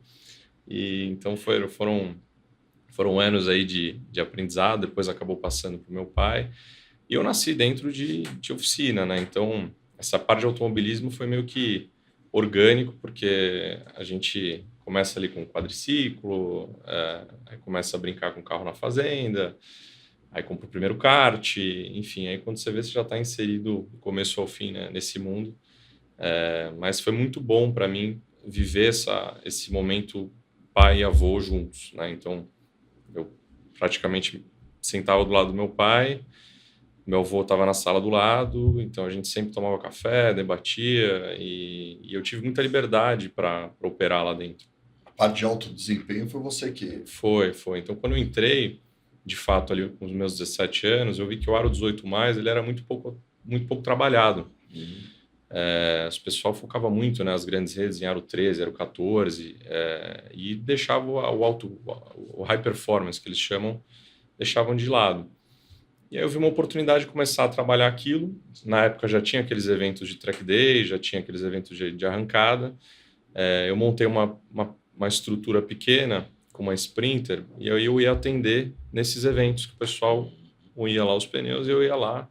Isso com meus 18 anos, 17, 18 anos. E ali comecei a formar cliente, né, carteira de cliente. E até um dado momento que eu lembro que a gente estava já com bastantes eventos, já tinha um fluxo grande de pneus de alta gama e esses clientes acabavam vindo para as lojas. Na época a gente tinha 25 ou 30 lojas. E eu lembro uma vez que eu nunca esqueço, era uma 599, uma Ferrari 599 na loja da Heitor Penteado. E o mecânico, eu cheguei lá por acaso e o mecânico estava lá com uma parafusadeira tirando, apertando a roda da 599. Eu falei, cara, isso aqui não vai dar certo, não dá para eu atender os carros mesmo premium. Cliente. E aí veio a ideia de eu montar um ponto diferenciado para atender esses clientes. E esse projeto começou em 2013. Na época foi muito disruptivo, porque você imagina, para montar uma loja custava X, eu vim com um projeto para montar a 3X. Então eu tive um pouco de resistência ali interna. Mas na época a Pirelli abraçou muito esse projeto. Eles já tinham esses projetos lá fora que chamava Black Cube, que era uma loja perfil super bacana, top. E aí a gente montou esse projeto na Henrique Schaumann. Foi um sucesso, virou rapidamente a loja mais rentável da rede. E aí eu acabei seguindo esse caminho da alta de gama. Só que aí com o sucesso dessa loja, meu pai falou, pô, mas você não pode ficar focado só nisso aí, então vem para a rede. Aí eu fui para o varejão, eu fui para o varejão e aí a gente fez toda a expansão no interior, acabei abrindo bastante loja aí no interior e foi uma baita bagagem, né? Porque você imagina, você ter seu avô hoje ele tem 97 anos, é vivo, super Legal. Parceiro, você ter seu pai super ativo ali como conselheiros, né? Eu posso imaginar o que vocês vivem juntos aí. E aí, enfim, a gente acabou vendendo a operação em 2018. Tinha mais de 40 lojas. A gente vendeu a operação para a própria Pirelli em 2018. E aí eu me vi com 24 anos. Velho? Max, eu juro para você que eu tinha... Tiozão. Eu tinha... Ele falando assim, já vivi de tudo. Sabe essa vida? Ele é muito precoce. Vocês estão contando umas histórias aí, não, 88, 91. Seu pai não era cacique. Mas eu achava que eu era velho, pra você ter uma ideia na cabeça. Mudou a vida. E aí eu falei, cara, eu preciso continuar nisso. É a única coisa que eu sei fazer, né? Não vou pra... Tô na hora de aposentar. Pensando na aposentadoria. E aí veio a ideia da Stradale, porque qual que era o ponto, né? O cliente, ele ia para... Quando eu montei essas lojas premium, na época começou com a Henry Schaumann, depois a gente abriu mais 3. O cliente, ele entrava lá e fazia o pneu, mas ele só fazia o pneu. Ele ficava na cabeça o caçula de pneus.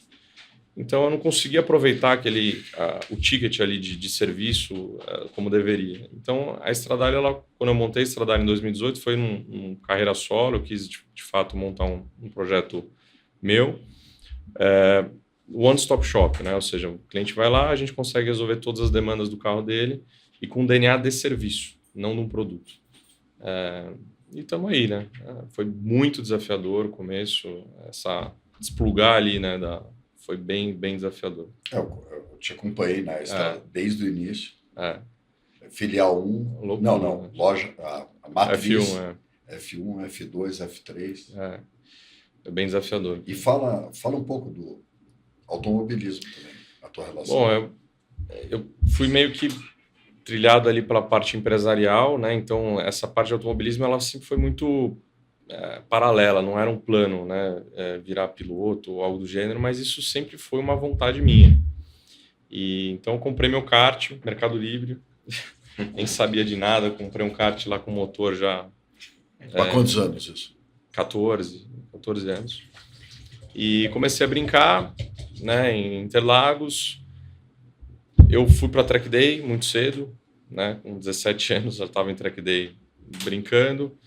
E aí eu lembro que a própria Pirelli patrocinava a Lancer Cup na época, né? Acho que foi uma das já no Velotital, não? Já bem no começo. Era só lá. Depois ela abriu, foi para a Goiânia e tal, mas foi bem no começo ali da Lancer Cup. E era uma categoria bem gentleman driver, assim, foi onde eu conheci bastante amigo meu de corrida, foi ali. E era uma segunda-feira, eu lembro o Felipe Zorzato, amigão, ele era do marketing da Pirelli, ele me ligou, falou... Ele já me acompanhava, sabia que eu tinha um pouco de noção e guiava bem e tal. Ele me ligou e falou, tô com 2 carros aqui da Pirelli, que a gente fechou o patrocínio na Lancer. Veio como contrapartida 2 carros.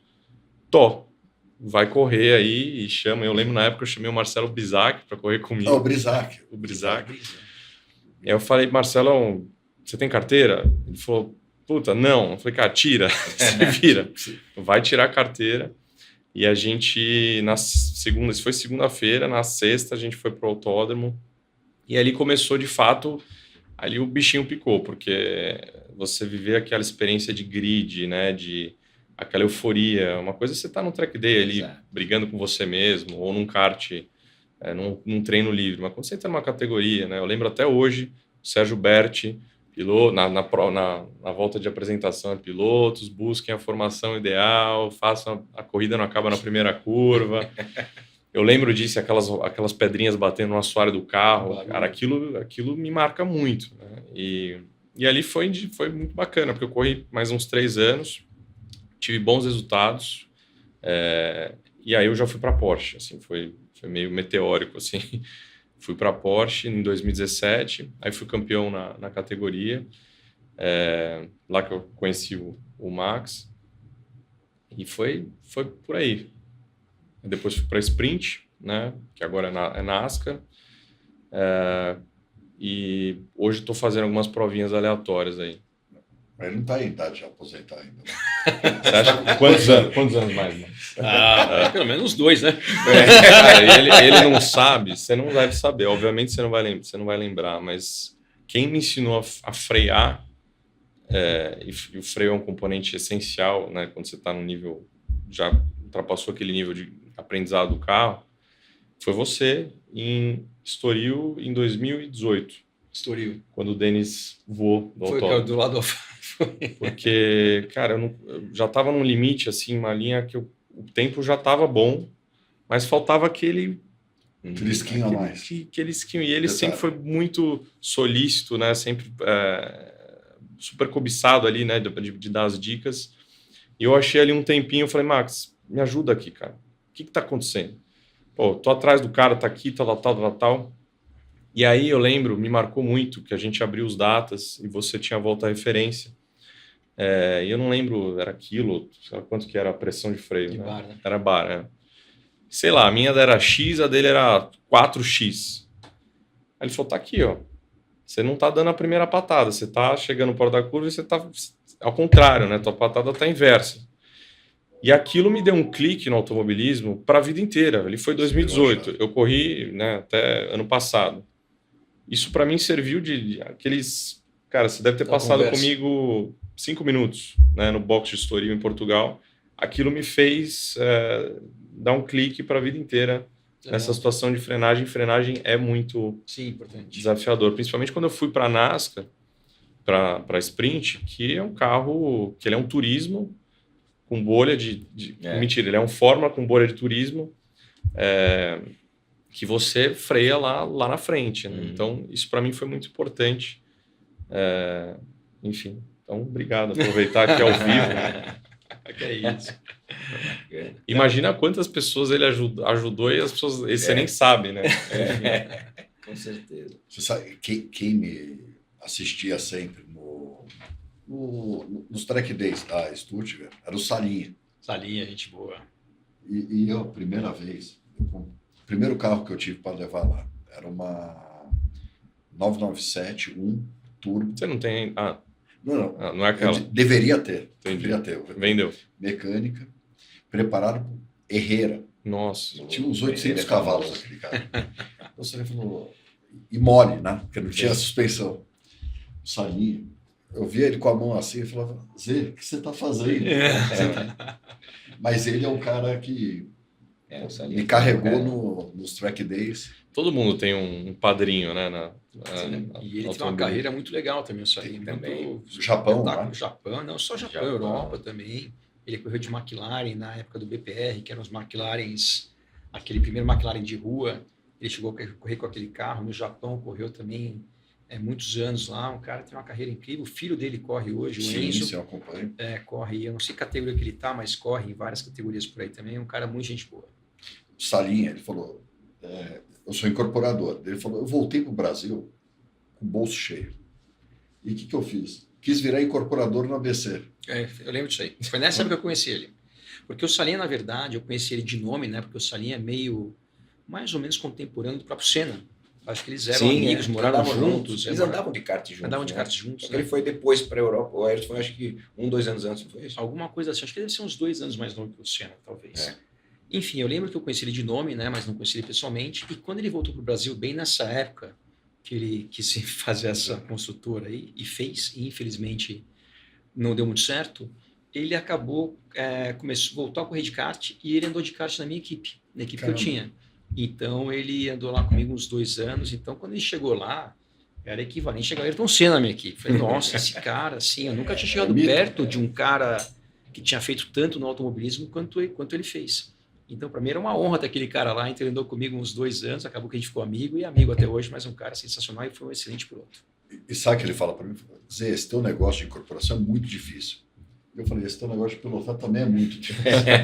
Eu lembro que na época ele montou essa incorporadora, ele também montou uma importadora da Trek. Então, uma das primeiras das bicicletas, uma das primeiras lojas, chamava Bike Trek. Era dele.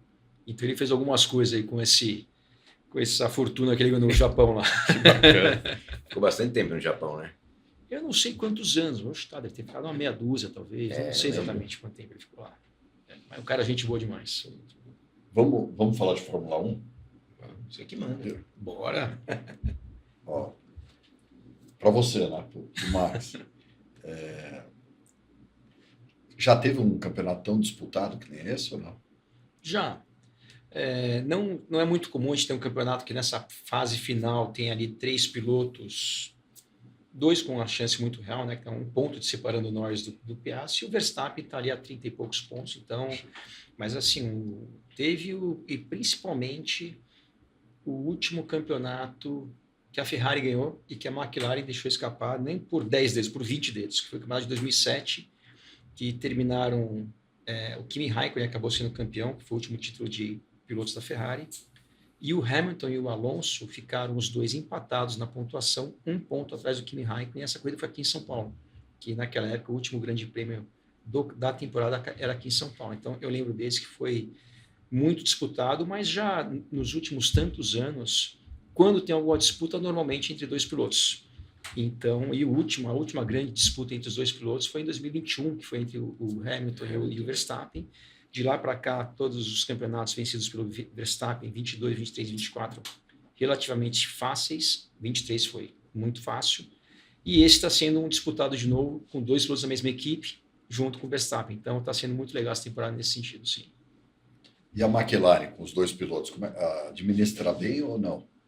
A rivalidade deles? Ela vem sendo muito criticada. A mídia está forte em cima. A mídia está muito forte, não só na McLaren, mas até em relação aos próprios pilotos. Então eu vejo assim a mídia falando, não toda, né, mas boa parte da mídia falando da maneira até bem pejorativa dos pilotos também, tudo. E eu não vejo assim, eu acho que isso é uma situação extremamente difícil de controlar. Tanto que esse campeonato que o Kimi Raikkonen, sem tirar o mérito dele, esse de 2007 que eu falei, a McLaren perdeu justamente porque não soube controlar uma rivalidade dentro da equipe. E na época foi entre o Alonso e o Hamilton que os dois conseguiram, os dois perderam o campeonato.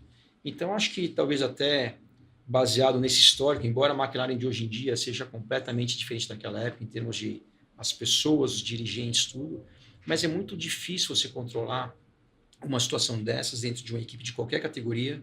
Lembrando que a gente está falando de dois meninos, né? O Norris tem, 26 anos, o Piastri deve ter 23, 24, então são jovens ainda. Então, eu acho que a McLaren está, sim, na minha visão, pelo menos conduzindo de uma maneira muito boa. Não é fácil achar que está errado, mas acho que estão conduzindo muito bem, sim, e espero que continue assim até o final, porque realmente está sendo um campeonato muito legal entre esses dois pilotos. E Red Bull, a queda dela, né? Nesse meio. Olha, eu acho que a queda, quando você tem uma equipe em qualquer categoria que chega a fazer o que fez em 2023, que é ganhar 23 de 24 corridas, qualquer coisa abaixo disso acaba sendo uma queda. Agora, eu vou te falar, eu admiro muito a equipe Red Bull, porque no histórico da Fórmula 1, normalmente quando a equipe vai lá e domina de uma maneira muito forte, como aconteceu com eles entre 21 e 24, quando eles caem muito. Então, se pega, por exemplo, a Mercedes, depois do domínio de 2014 a 20, nunca mais chegou perto de ganhar um campeonato. A Mercedes ganhou pouquíssimas corridas de 2021 para cá. Ganhou talvez 5 corridas nesses 5 anos. Aconteceu a mesma coisa com a Ferrari. Teve aquela fase do Schumacher, depois o Kimi Raikkonen ganhou em 2007, mas depois disso passou longe de ganhar corridas ou campeonatos durante muito tempo. E a Red Bull não. A Red Bull ganhou 21, 22, 23, 24. E esse ano, apesar que, se o campeonato acabasse agora, por exemplo, imaginar que o Verstappen fez mais pole position que os pilotos da McLaren. Ganhou, meia dúzia de provas até o momento. Então, realmente, foi uma queda, lógico que foi, mas não é que caiu 2, 3 degraus para baixo. Não é que ela caiu, né? Os outros melhoraram. Os outros melhoraram. E a recuperação deles durante a temporada, porque eles tiveram um momento de queda. Muito. Né? E essa segunda metade da temporada, eles melhoraram bastante. Visto que voltaram a brigar. Visto que até a última corrida, com exceção agora do Grande Prêmio de final de semana do México, o Max Verstappen tinha marcado a mesma quantidade de pontos que o Norris e o Piastri somados. Então, isso que você falou é realmente uma coisa muito importante, que também não é comum. Exatamente. Então, realmente, dentro da temporada, conseguir essa recuperação. E principalmente quando essa recuperação vem de uma época que perderam o Adrian Newey. Então, o que eu quero dizer com isso é o seguinte... Tem essa questão. Muitas pessoas achavam a seguinte coisa: esse cara vai sair da equipe, a equipe vai acabar. Porque esse cara realmente é um gênio.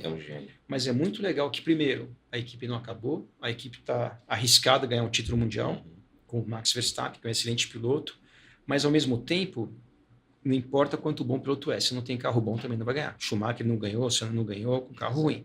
Então, realmente, é legal a gente ver que a Red Bull, mesmo com a perda do Adrian Newey, ainda uma equipe muito forte, e poucas equipes na história conseguem uma recuperação tão impressionante quanto essa que o Chan citou aí, que é na virada das férias da Europa lá, conseguir fazer o que fez. E quando foi mal, vamos falar, o México, padrão do Verstappen depois das férias, chegou em terceiro e quase chega em segundo, porque então realmente quando está ruim, chega em segundo e terceiro, então o negócio não está tão ruim assim. Realmente foi uma recuperação que a gente não costuma ver, né? Dentro da temporada, conseguir corrigir o que tem de errado, quer seja na equipe ou no carro. Quem fez isso muito bem, na verdade, da maneira mais ou menos proporcional, foi a McLaren ano passado, que a McLaren ano passado, na primeira metade do ano, não chegava nem perto da Red Bull, e teve um momento que eles acharam alguma coisa lá que daí ficaram muito fortes, e estão muito fortes ainda, mas não é comum uma equipe crescer tanto, principalmente lá no pelotão da frente.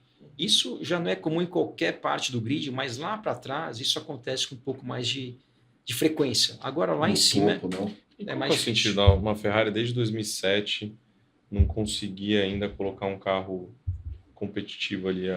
A Ferrari, na verdade, de 2007 para cá, teve uma fase, que foi a fase do Alonso na Ferrari, que teve um carro competitivo, não melhor, porque eu particularmente acho o Alonso melhor do que o Vettel, e o Vettel ganhou alguns campeonatos em cima do próprio Alonso por pouco.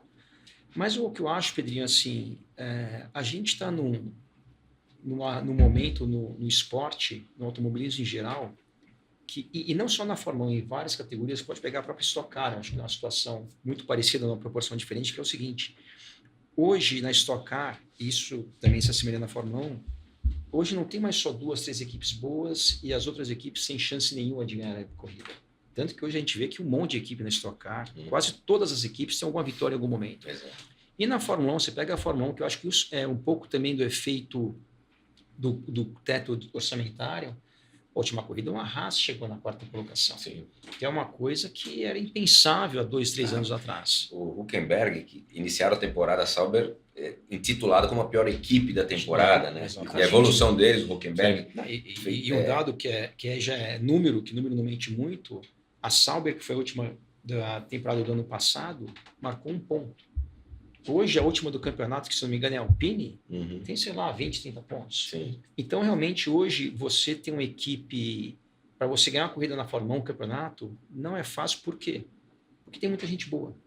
Então, é diferente de antigamente, assim, há 10, 20 anos atrás, você tinha 3, 4 equipes boas e o resto. Hoje, você ainda tem 3, 4 equipes boas e tem o resto também. Só que o resto, hoje, o gap era assim, agora o gap está assim. Então, realmente...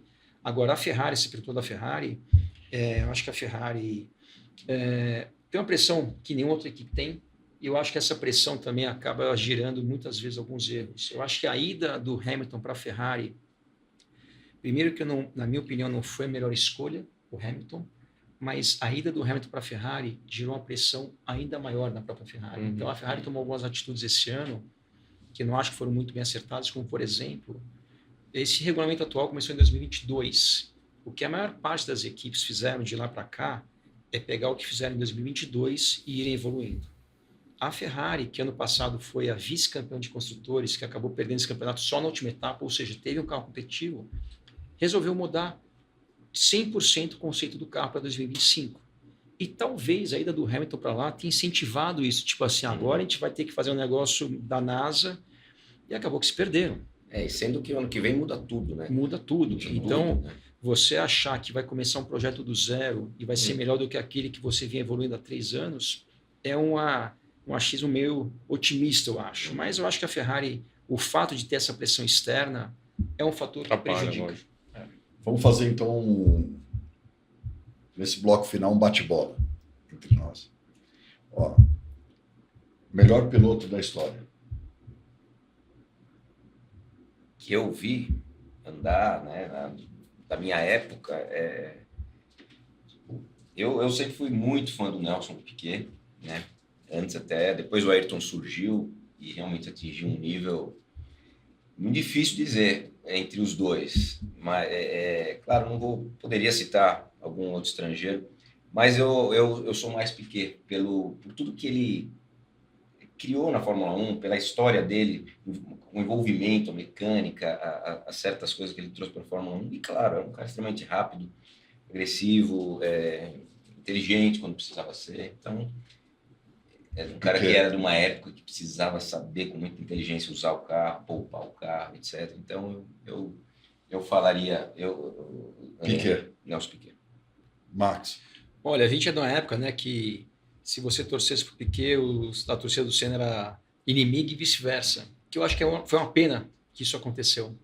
Mas eu sempre fui muito fã e sou muito fã do Piquet, porque para mim é um dos melhores da história, e também por tudo que ele fez. E ele, para mim, foi o primeiro piloto que eu, pelo menos, vi que mostrou que, além de você ter habilidade, talento, mas você tem inteligência, você pode ir muito mais longe. E o Piquet é um cara extremamente inteligente. É só citar que ele criou, por exemplo, aquecimento de pneus, abastecimento, que é uma coisa que é utilizada no mundo do automobilismo até hoje. Então, realmente, sou muito fã do Piquet. Mas, para mim, talvez o melhor piloto da história, que é sempre um tema muito polêmico e é muito fácil cometer injustiças, porque não dá para comparar, na minha opinião, pilotos de gerações diferentes. Mas eu acho que o mais habilidoso que eu pelo menos vi, na época e na fase dele, foi o Senna. Boa. E você pilotou a Brabham, né? Do Piquet. Do Piquet. Que o Senna pilotou essa Brabham uma vez também, né? Uma única vez. Em Estoril, né? No Estoril, que foi a BT-52, que para mim foi uma das coisas mais maravilhosas que aconteceram na minha vida, porque eu nunca imaginei, primeiro de tudo, ver esse carro ao vivo, que para mim é o carro mais lindo da história da Fórmula 1.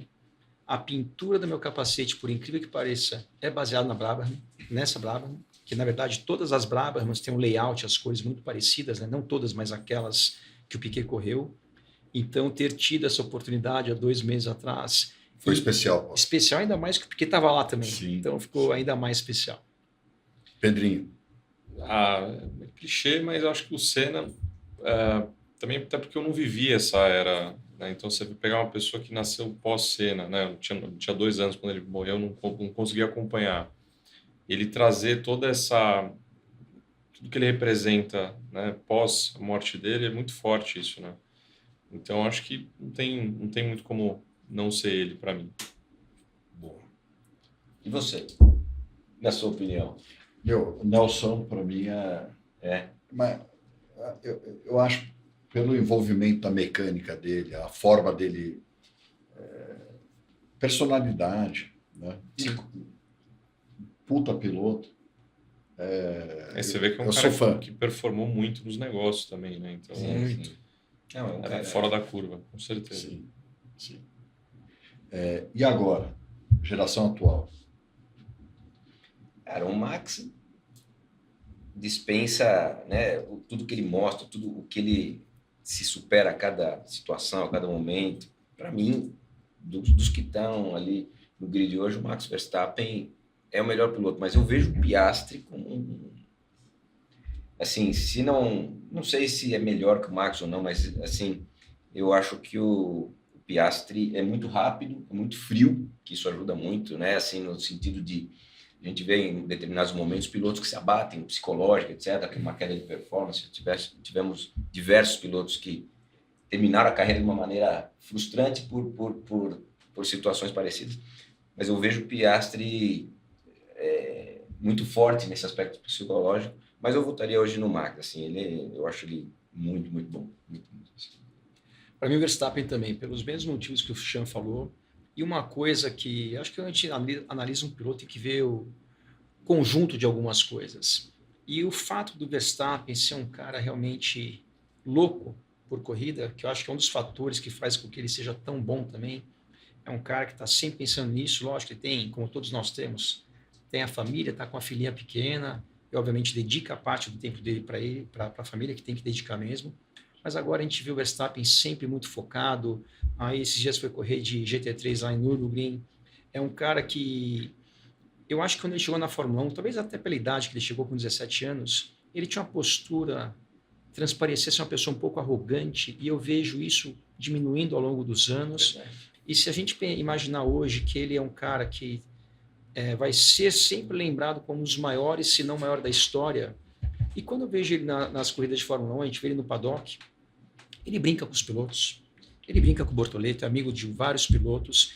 Então é uma coisa que eu admiro muito, porque muitos desses grandes nomes, uma das coisas que é comum entre todos eles se isolarem. A gente não via o Senna brincando com um monte de gente, o Schumacher, não estou falando que isso é um defeito, mas é uma coisa que o Verstappen, ele manteve ali, ele parece estar num cartódromo de vez em quando, brincando com os pilotos, com pilotos que acabaram de chegar, como o próprio Bortoleto, que é muito amigo dele. Esses dias eu vi um vídeo dele jogando um jogo online com o Não, ele é Drogovic. viciado em simulador, né? É viciado. Mas aí ele falou um palavrão, ele falou um termo em português, que ele sabe falar um pouco de português, obviamente, como todos nós, só aprende as coisas erradas no outro idioma, a primeira coisa. E o Drogovic falou assim, nossa, a gente está ao vivo, aqui eles estavam fazendo uma live lá, ele deu risada. Então eu acho muito legal que parece que todo esse sucesso não subiu a cabeça dele, é a impressão que eu tenho. Você sabe, uma coisa curiosa, o Alan, que cuida do meu kart, está preparando o kart para o Bortoleto e para o Max. Chegou no Brasil já está no Brasil. Então, eles vão andar, não sei se essa semana ou semana que vem, eles estão voltando de... Teve campeonato no Beto Carreiro, né, de kart. Estão voltando, eles vão andar. Eu falei, mano, que loucura. Eles vão por tudo ou nada. E tem corrida. Sim. No fim de semana, sem ser esse fim de semana. Correr em Nürburgring, que é pior do que isso. Então, realmente, eu admiro essa paixão que ele tem e manter ali os pés no chão, que é a impressão que eu tenho dele. Não conheço ele pessoalmente, mas eu tenho essa impressão dele. Boa. Não, faltou o Pedrinho. Fala, Pedrinho. Eu acompanhei muito. Eu peguei uma fase muito boa do Hamilton, né? Na época de Mercedes, ali acompanhando algumas corridas. Então, eu tenho ali uma admiração por ele. Espero que ele vai voltar dessa fase ruim, né? Vamos dizer assim. Então, acho que para sair um pouco do mais do mesmo, eu falaria o Hamilton. Mas você está falando uma coisa do Hamilton. Tem um negócio curioso, que eu acabei não te falando. Ele vem para o Brasil, como os outros países que ele vai. Sabe uma coisa que ele faz com a assessoria dele? Ele quer olhar... Ele tem um programa de terceiro setor, né? E ele marca um jantar para conhecer várias associações. Por exemplo, tem uma que eu sou conselheiro fiscal, que está na Porsche Cup, que é do Chiquinho, o Instituto Nosso Olhar, né? Crianças com síndrome de Down e tal. O Pedrinho Nunes. Sim. Foi meu coach também. Que é um irmão. Ele, o pai dele, o Vanderlei. Daí o Pedrinho ligou e falou, Ricardo, você tem alguma associação séria que tem a propósito para chamar o jantar, para poder apresentar para a equipe dele? Mandei um material e falou, pô, essa... Ele tem todo esse envolvimento com o Brasil, né? Andou no carro do Senna lá, fez aquela ação. Então, realmente, não dá para não falar o nome dele. Sim. Agora, falando dele, acertou ir para a Ferrari? Eu acho que para ele viu isso como um desafio, né? Ele já foi uma carreira da vida inteira, heptacampeão, etc. Eu acho que ele talvez não esperasse, né? E é claro, entrar numa equipe, a gente viu na época do Vettel, né? Quando também chegou na Ferrari, começou a ter desempenho inferior ao companheiro de equipe, etc. E isso tudo. E o Hamilton também teve uns desencontros, não sei como é que está agora, mas ele também teve muitos embates com o engenheiro dele, etc. Um relacionamento que não ajudou dentro da equipe. E trabalhar com os italianos não é fácil. Então, quando você gera esse conflito, piora ainda mais o ambiente de trabalho, né? Então, e por outro lado, o Leclerc trabalha num ambiente mais harmonioso, que já estava mais tempo lá. Então, eu vejo a decisão dele como um desafio, né? Mas, por outro lado, ele chegou na Ferrari, talvez imaginando uma outra performance, uma outra coisa, passou a ter esses conflitos com o engenheiro, com a equipe, cobrando essa performance e isso cria um ambiente ainda mais nocivo, né? Então, um pouco de cada um desses fatores acabou trazendo ele para trás. Mas é difícil dizer se a decisão foi errada, acertada ou não. Acho que foi um desafio pessoal, acho que decisão própria. A gente analisar uma decisão depois que a coisa já aconteceu é sempre muito fácil, né? Porque não está indo da maneira que ele queria, nem ele, nem a Ferrari, nem os torcedores dele, mas a decisão foi tomada no passado. Então, realmente, depois que a obra está pronta, é fácil a gente falar qualquer coisa. Agora, eu particularmente, eu gostaria de ver o Hamilton ter se aposentado na Mercedes pelo fato de ser uma história muito bonita e muito única. Não só a parte vencedora, né? Mas o fato da Mercedes ter pego o Hamilton no kart, e aí ele começou no kart, passou pelas categorias de acesso, obviamente, chega na Fórmula 1, que a Mercedes na época não tinha equipe, né? Que foi em 2007, chega na Fórmula 1 andando com uma McLaren Mercedes, conquistou ali seu primeiro título em 2008, foi para a equipe Mercedes em 2012, substituindo o Schumacher. 13, desculpa, substituindo o Schumacher, mas de novo com a Mercedes. Ganhou aqueles 6 títulos mundiais pela equipe Mercedes. Então, realmente, eu acho que essa história seria ainda mais legal se também ficasse lá até o final, virasse um embaixador, tudo. Só que, ao mesmo tempo, essa história do Hamilton, o desfecho do Hamilton com a Mercedes, foi uma das coisas mais esquisitas que eu vi na Fórmula 1, Exato. no sentido que, em 2023, não sei se vocês lembram disso, tanto ele como o Toto Wolff falaram assim, a gente vai conversar sobre esse contrato, a renovação desse contrato, e em 10 minutos eles falaram o termo, num café a gente vai resolver isso aí. E esse café, por incrível que pareça, demorou 1 ano e meio, ficaram 1 ano e meio discutindo sobre esse contrato, assinaram o contrato mais ou menos em outubro de 2023, quando assinaram, começou essa discussão em 2022, assinaram no final de 2023 um contrato de 2 anos, e quando chega no início de 2024, ou seja, no primeiro ano desse novo contrato, ele já anuncia que vai ser da Mercedes. Então, mais ou menos 3, 4 meses depois que ele assina um contrato, que era para ter sido resolvido em 10 minutos, demorou 1 ano e meio, ele anuncia que não vai continuar na Mercedes. Não sei por que isso aconteceu, mas de qualquer maneira, erro ou acerto, depois que o negócio não dá certo, é fácil falar, de repente devia ter ficado na Mercedes. Só que não a carreira dele na Mercedes, eu particularmente, não é que de jeito algum mancha essa história. Eu acho que essa história seria ainda mais bonita se ele tivesse encerrado a carreira dele na Mercedes. Também ia ficar com aquele gostinho de e se, né? Imagina, ele não teve a experiência de vivenciar uma outra equipe. Eu acho que sempre deve ter aquela dúvida na cabeça dele, né? Quando ele tomou a decisão de como é que será que é a grama do vizinho ali. Enfim, acho que era um sonho para ele estar na Ferrari, né? Como acho que para todo mundo ali. E é questão de tempo, né? Acho que estão com os pilotos muito bons, né? É que os outros têm que parar de evoluir, né? Para eles começarem a crescer. A verdade é essa. Quem vence o GP de São Paulo? Cara, eu acho que o Norris. Ele venceu ano passado, né? Não, foi o Verstappen. Foi Nossa, corrida que verdade. ela Verdade. O que foi aquilo? Olha, eu acho que é o Norris também, mas eu torço para que quem vença seja o Verstappen, não por preferência pelo Verstappen ou pelo Norris. Eu gostaria muito de ver esse campeonato decidido na última etapa, se possível, entre 3 pilotos, e dos 3, Norris, Piastri e Verstappen, o que está um pouco mais para trás é o Verstappen. Então, eu torço para ele, principalmente por isso, para dar embolada. Eu vou falar Bortoleto, né? Imagina. Acho que o Bortoleto merece essa... De certa forma, já está vencendo, vamos torcer, né? É isso. Já está vencendo com a temporada que ele vem fazendo. Imagina.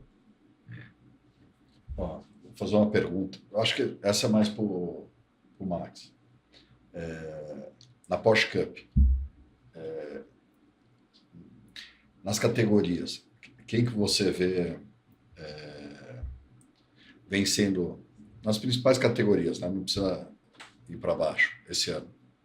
Vencendo que os destaques? Os destaques para você.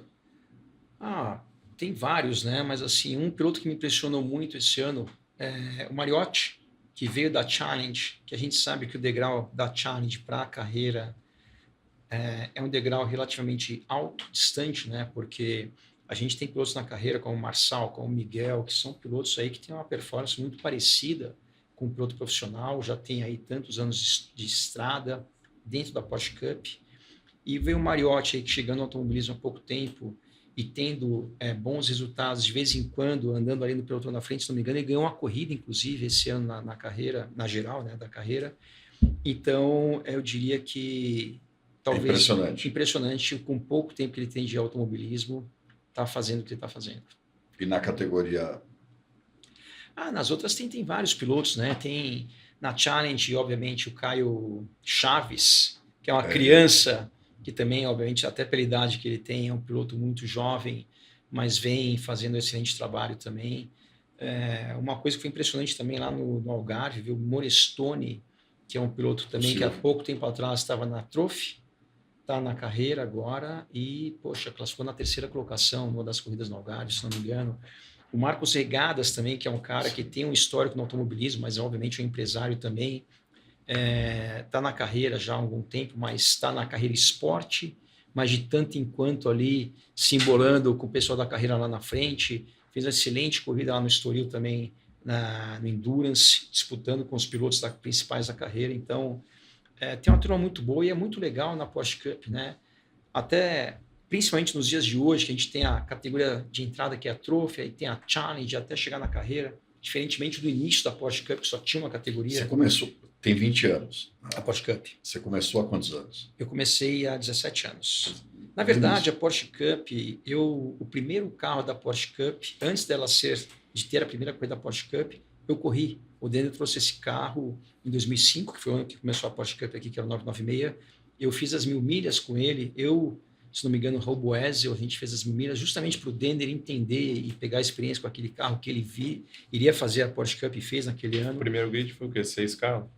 14. 14? 14 carros, E então eu já tenho uma amizade com o Denner, por incrível que pareça, há mais de 30 anos. Conheci o Denner em 94. Conheci o Denner através de um amigo em comum, que é o André Lara Rezende, que, para quem não conhece, um dos maiores economistas do Brasil, que inclusive fez o Plano Real no governo do Fernando Henrique Cardoso. O André era meu piloto, meu cliente na minha equipe de kart, e tinha alguns carros de home sports que o Denner trabalhava, e inclusive em 98, eu, o André e acho que foi o Regis, que era o dono da Stuttgart na época, fizemos as 1000 milhas naquele ano com o Denner. Isso muito antes da Porsche Cup existir. Mas, de qualquer maneira, a Porsche Cup começou em 2005 e eu comecei em 2008, porque até 2008 eu nem morava no Brasil. Então, nessa fase de 2005 a 2008, eu conversava muito com o Denner, porque a gente era muito amigo e tudo. E quando eu comecei na Porsche Cup, foi de uma maneira assim... Eu fui almoçar com o Denner aqui quando eu já estava no Brasil, depois de um mês que eu chegar no Brasil, mas é uma coisa que eu fazia com ele sempre que eu vinha visitar aqui. E foi naquela fase que tinha mudado a geração do 996 para o 997. Aí no almoço desse, a Porsche Cup naquela época, comparando com o que é hoje, era um negócio muito, muito pequeno. Só tinha basicamente o Denner, meia dúzia de mecânico e só.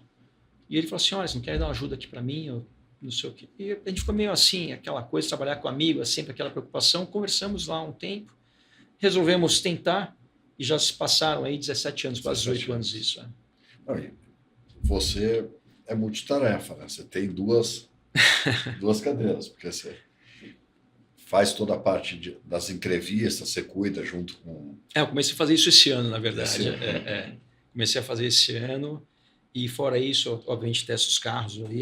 Não sou sozinho, né? Durante boa parte desses 17 anos, só eu testava os carros. Aí chegou um momento que começou a ter muito carro. Aí eu chamei, na época, o Nuno Figueiredo, que me ajudou durante alguns anos. E hoje a gente tem lá mais ou menos uns 6, 7 pilotos que todos nós fazemos o shakedown juntos. Né? Hoje tem 70 carros, então não tem como fazer isso sozinho. Então, mas já estou na Porsche Cup há bastante tempo. Eu acho que é um case muito legal. É uma história linda da Porsche Cup, que obviamente se mistura com a história do Denner, que é muito bonita também. Um cara que, filho de mecânico, que é mecânico até hoje, que é o seu livro, que está vivo até hoje, lá de Guarulhos, e ter começado a paixão pela mecânica, que virou a paixão pela marca Porsche, que começou a mexer com carros de rua, começou a ficar famoso nesse segmento Porsche, teve uma sociedade durante muitos anos muito legal lá na Stuttgart, com o Marcelo Visconde, que é um grande amigo meu também, e trouxe essa categoria que hoje, levando em consideração que a Porsche Cup existe em mais de 20 países ao redor do mundo, nós no Brasil, principalmente no momento atual, que diferentemente dos anos 90, que R$1 valia $1, que era tudo muito mais fácil. Mais acessível. Hoje em dia, que até esse gap aí na nossa moeda, e você tem a maior Porsche Cup do mundo aqui no nosso país, e não começou com a Porsche. Não é que a Porsche foi lá e fez uma Porsche Cup. Começou com o Denner, lá de Guarulhos. Eu acho que é uma história linda e, para mim, ali, tá vendo isso aí tudo de perto é um grande privilégio.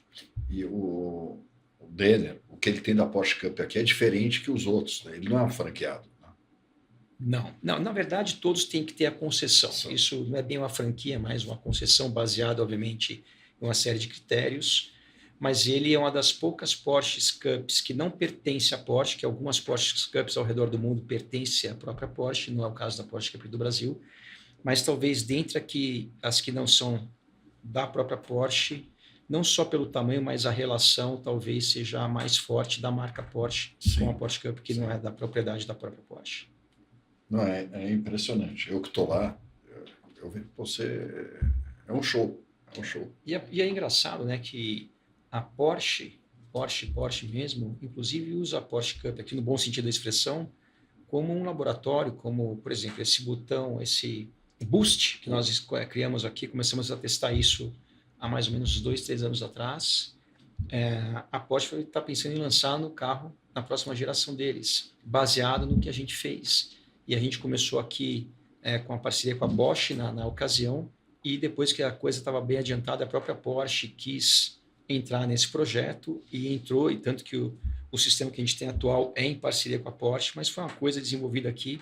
Então é muito legal, dá muito orgulho para nós uma Porsche Cup do Brasil desenvolver um sistema que a Porsche da Alemanha teve interesse em participar, Não, então é muito você legal.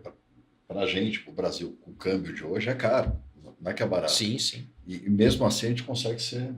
É o que eu falei, mesmo com Maior. essa diferença do câmbio do real para o euro, para o dólar, qualquer moeda que seja dessas duas aí, dentre outras, né? Apesar desse gap gigante, mesmo assim a gente consegue. E outra, consegue fazer isso de uma maneira que correr de Porsche Cup no Brasil é mais barato do que correr de Porsche Cup na Alemanha. Você empurra o carro da fábrica para dentro do autódromo, é mais caro correr de Porsche Cup lá do que correr aqui, com tudo que isso envolve. Transporte, logística, importação, entre outras tantas coisas, né? Então, realmente é muito... Eu tenho certeza que os eventos lá fora nem se comparam com o que o Denner monta aqui, né? Não. Os bastidores, tudo... que, enfim, na verdade, não só as corridas em si, mas o evento todo é um espetáculo, né? Essa é a parte do evento, né? Porque na maior parte das Porsche Cups ao redor do mundo, a Porsche Cup, elas são categorias suportes. Então, por exemplo, quando eu corri na Austrália, tem Porsche Cup lá também, mas a V8 é o principal, tem a Porsche Cup, assim como tem a Super Cup na Fórmula 1. Então, não são muitos países que a Porsche Cup é o evento principal. E mesmo os que são, não se compara ao que o Denner fez aqui. O tamanho, a estrutura, com shows e tudo mais. Então, realmente é uma coisa que essa parte do evento é uma coisa também bem diferente daqui para o resto do mundo. Então, é legal de ver. Não, é apaixonante. É apaixonante. Ó, vamos fazer um encerramento nosso. Tá? Então, começar com o Pedrinho agora. Como eu falo, o menino prodígio. É um cara que eu admiro pra caramba, meu amigo. Irmão. E ele, como empreendedor, me surpreende. Você sabe que você me surpreendeu Ele fez a Stradale Experience, né, que a gente tem no Velocitar.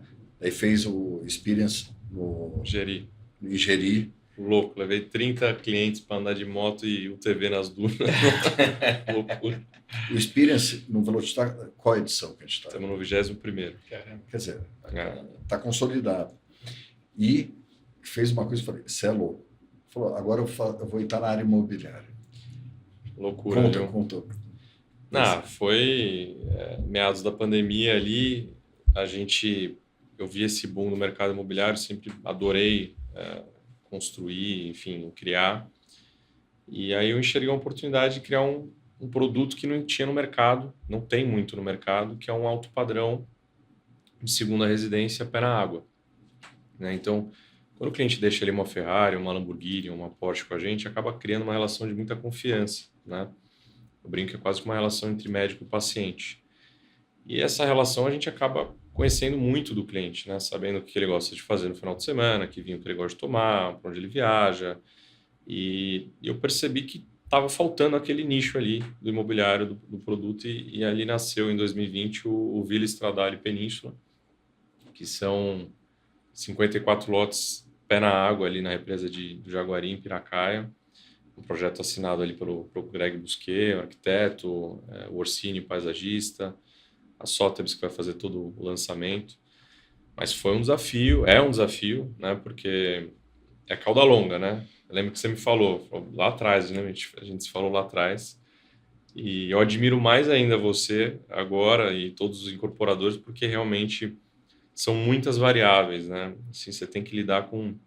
São vários colegiados de órgãos, né? Você tem ali o Grapuab, que tem Sabesp, CETESB, Secretaria de Habitação, você tem a Prefeitura, e ao mesmo tempo você tem que criar um produto excelente. Então, foi bacana, está sendo bacana, e a gente tem a previsão de lançar aí agora no final do ano. Não, show. Não, eu vi todo o projeto dele. Meu, você se esmerou fazendo o melhor. Agora, incorporar, eu brinco, tem que equilibrar 10 pratos ao mesmo tempo. Né? Mas É legal. É muito bacana e acabou virando um condomínio de amigos, porque eu vou ter minha casa lá, eu acabei chamando grande parte dos meus amigos, que a gente vai ser vizinho, então criou essa senso de comunidade que foi muito bacana. Não, show de bola, show de bola. Obrigado, Parabéns, obrigado. muito legal. Valeu. Legal demais. TG, como mensagem final, eu vejo que você está se desafiando, só falta querer correr comigo. Acho que a gente foi tentar correr junto, lembra? Verdade. A gente ia correr junto, ia fazer um endurance, só que deu um problema no... No primeiro dia de testes o carro não andou, né? E aí a gente acabou abortando a operação. Mas uma hora vai sair, sim, essa endurance, o que quer que seja. E, bom, para mim é um privilégio ter sido convidado, estar do lado de dois irmãos, sabe? E, enfim, é uma oportunidade única de a gente bater esse papo. Claro que teria muito mais para a gente falar, mas, poxa, foi espetacular. É um privilégio de estar aqui como primeiro Paddock Talks e estar do lado de grandes amigos. Então, obrigado, que vem os próximos convites. Bom, primeiro agradeço mais uma vez esse convite. E é muito legal, né, que todos nós estamos aqui. O ponto de partida para todos nós foi o automobilismo, foram os carros. E cada um no nosso momento, nosso querido Pedrinho, décadas depois. Mas eu acho que quando a gente começou nesse mundo, né, todo mundo apaixonado por carro, por velocidade, o foco sempre foi esse. Mas eu acho que todos nós também temos que ser muito grato ao automobilismo, porque mais importante, maior do que o automobilismo, nasceram muitas relações humanas aqui, pessoais, como a nossa, como a de todos nós aqui. Eu estar com uma pessoa que é o irmão para mim, nos conhecemos há 40 anos atrás, quase, batendo papo, e, de novo, tudo isso partiu em uma paixão em comum. Uma paixão em comum, um amor em comum que nós temos. Então, é muito legal a gente estar aqui e ver o quanto o automobilismo trouxe coisas boas para a nossa vida. Também. Então, só podemos agradecer a Deus, né? Verdade, eu costumo dizer isso. É incrível os amigos que a gente carrega para o resto da vida, fruto do automobilismo, né? Sim. Você tem amigos na Austrália, eu tenho os meus amigos na Inglaterra, de quando eu corri lá até hoje. Então, assim, é um meio, um ambiente muito saudável, muito bacana que a gente... E aqui aproveitar mais uma vez a presença do nosso Mr. Dallas. Eu chamo ele de tio de tio Alexandre. Não, assim, é muito legal. Eu tive essa experiência com meu filho também. Ver esses dois aqui que têm uma paixão. Esse aqui pilota muito, é mais apaixonado que nós quatro juntos pelos carros. Mas ver o quanto isso, no caso de vocês, não só automobilismo, como aviação também. Sim. O quanto de tempo de qualidade que esses dois Tem de estar mundos junto. trouxeram e proporcionaram para vocês, né? Proporciona e além união, disso né? também, a amizade também, que é legal, né? Eu sou seu irmão, mas esse cara aqui também é como se fosse um pai para mim, a gente viveu muitas coisas juntos também, então realmente tudo em função do automobilismo. Legal, muito bom. Eu tive um efeito retardado no automobilismo.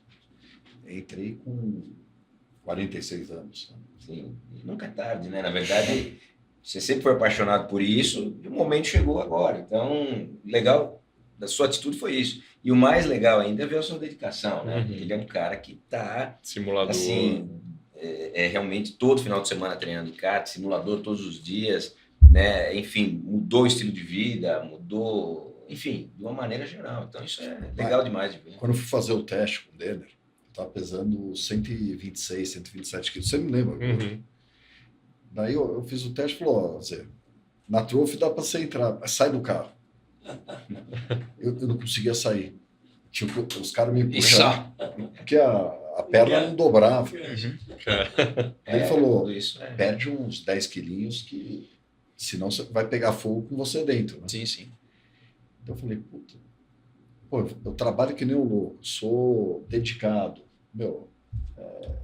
por que eu não posso cuidar da saúde? Sim. Né? Daí eu peguei e falei, não, vou mudar. 126 fui para 89, 2 anos e pouco. Olha que o automobilismo já trouxe para a sua vida. Isso que eu ia falar. E outra coisa, o que eu gostei muito, isso vem muito do kart, né? Tá lá na Interlagos, também na Aldeia, na Granja eu vou um pouco menos.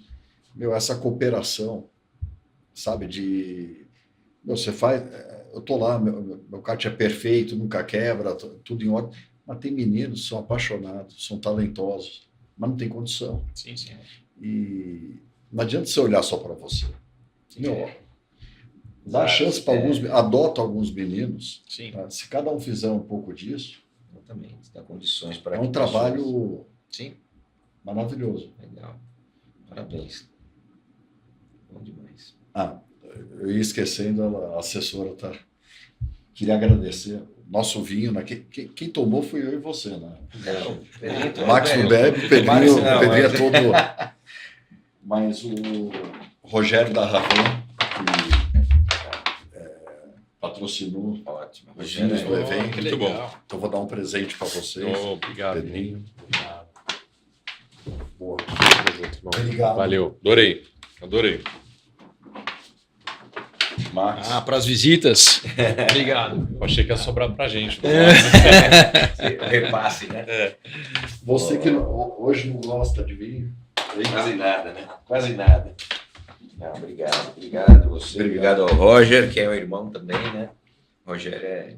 Não, ele está sempre com a Sim, gente. sempre com a gente. Ele foi o primeiro patrocinador que eu tive. Que legal. Que A legal. história foi boa, lembra? O Foi. que ele fez? Eu falei, o Rogério. Permuta em vinho? Né? Não, ele quis dar em vinho, não quis dar em dinheiro que eu precisava. Vai beber, hein?